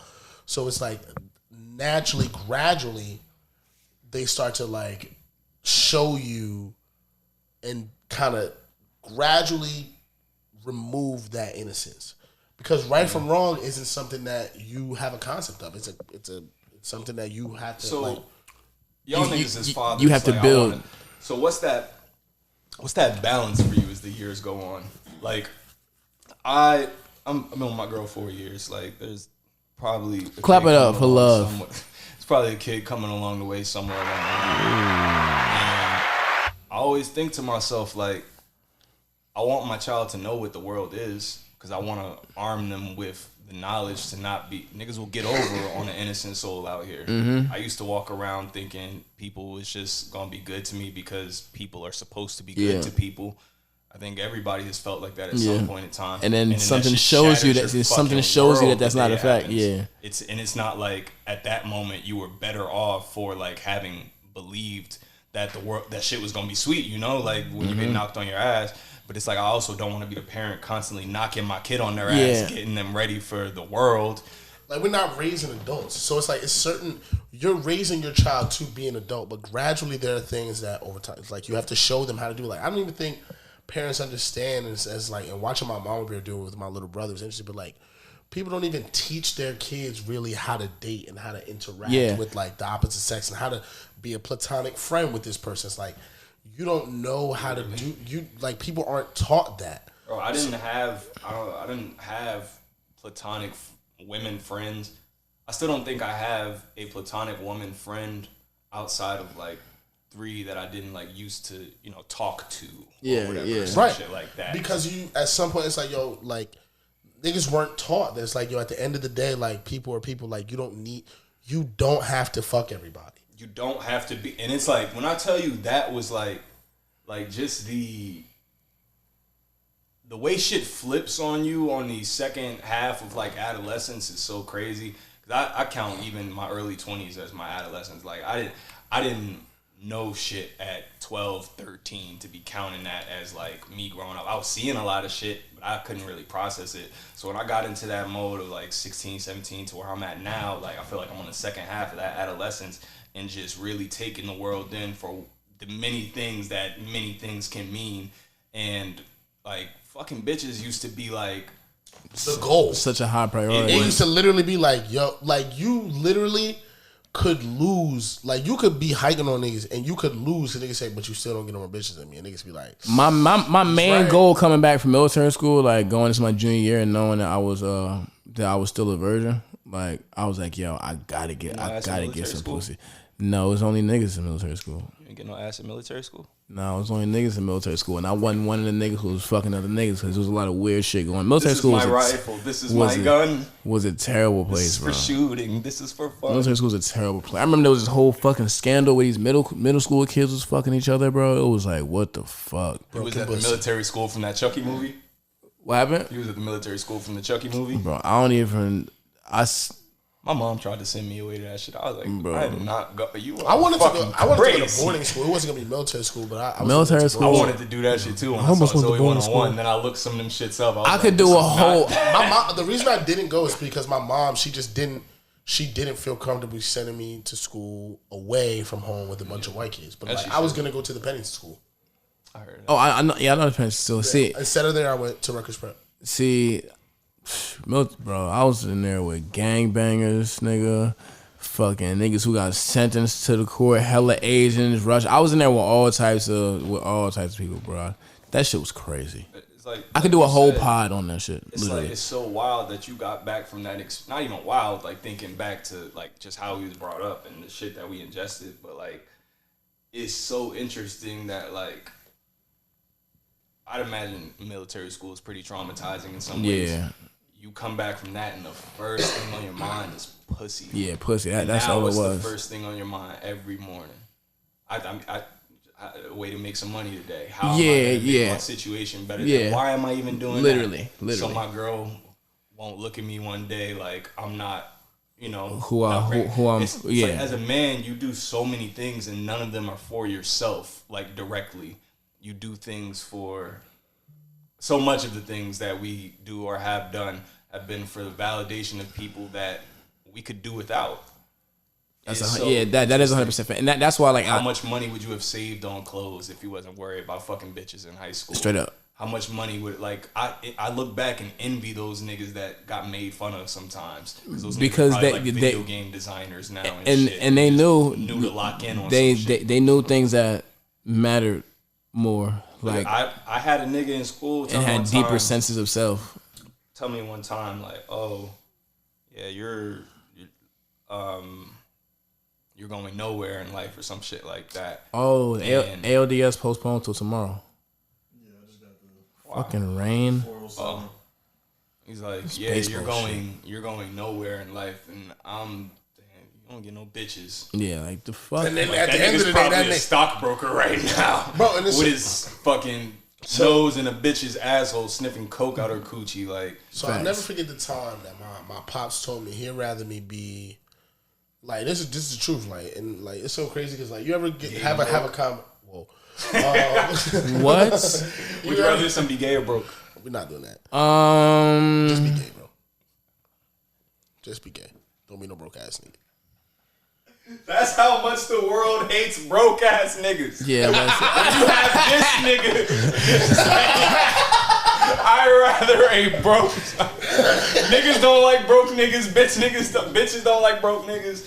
Nobody likes broke niggas. But we all fucking broke. Yeah. It's like we all kind of have to walk around with even that like inherent self-hate for our own situation and how that reflects upon us. Thinking that whatever, no matter how many rich niggas we seen kill themselves, we still like. Yeah, that's what I be. Bro, that's what I be telling people, bro. I be like, yo.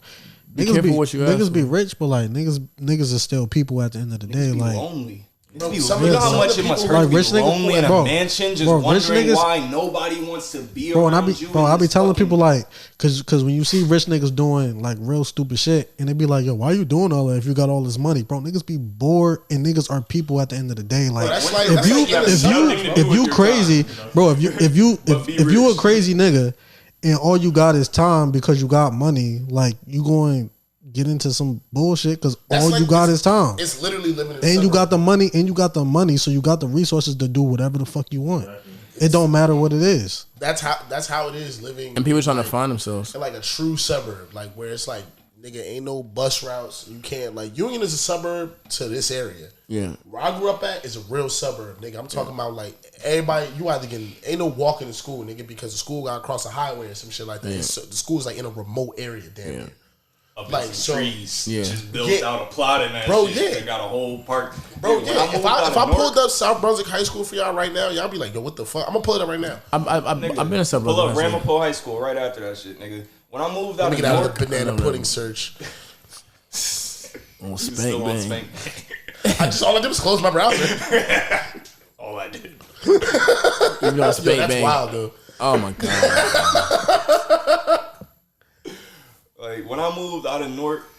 Look at this, bro. This is where I went to when I left Union. This is where I went to high school. Is that it? Nah, that's not it. You look, you fucking liar. Nah, it's not. That's a different. He lied.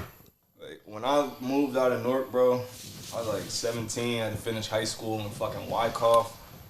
Probably never even fucking heard of that shit. Nah, I remember YKYK. My life. I definitely didn't hear it at the time. I just know it was like a 40-minute drive, and I thought I was never going to see my old life again. Straight up. And this I remember that after I was living in Newark and I was going to Seton Hall Prep, like white niggas there, but you feel me? It's niggas. It's a basketball team there and shit. It's niggas. Yeah. Like it's just, like it don't show the real shit. It looks like a plantation.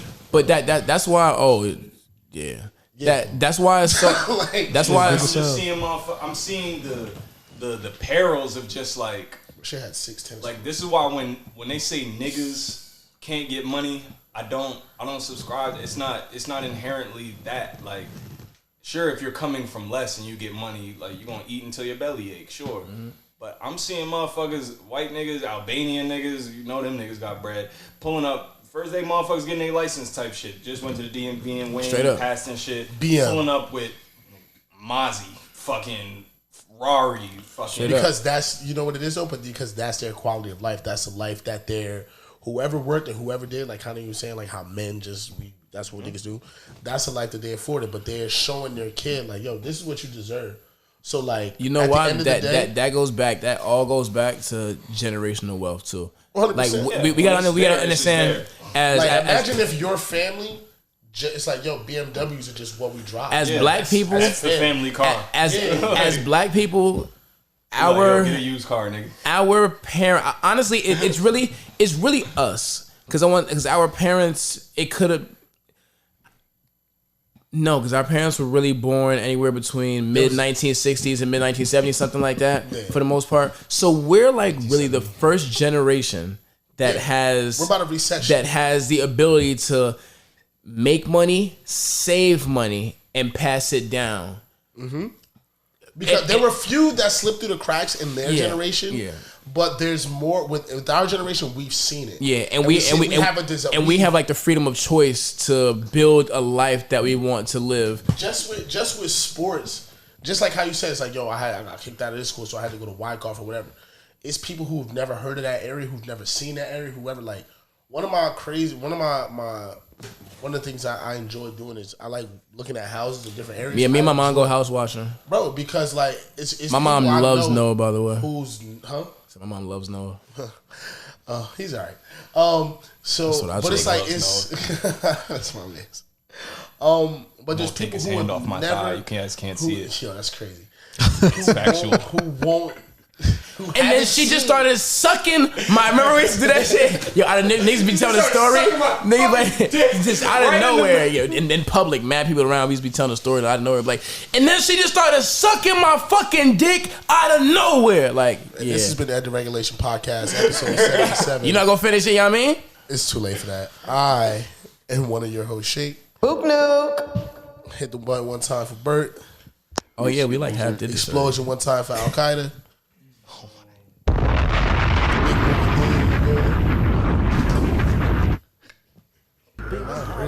Zig Love in the building. You know what I'm saying? For the one time, we got Shiesty. Beeman has done it again. Yep. Biggest dick that ever touched your motherfucking ears through a mic, and you know what it's play the like, music baby. Now. Play, wait, hold on. Before we go, we gotta. I was like, you want to hear this? I had two things to say. All right, so first of all, follow us on Twitter. We just got a new on Twitter. Yeah, on Twitter and Instagram. I told Reggie to change it on TikTok. Yes, sir. But our new you can find us everywhere with the same now. The EOR podcast. I mean, whoever listening now really fuck with us. So that's,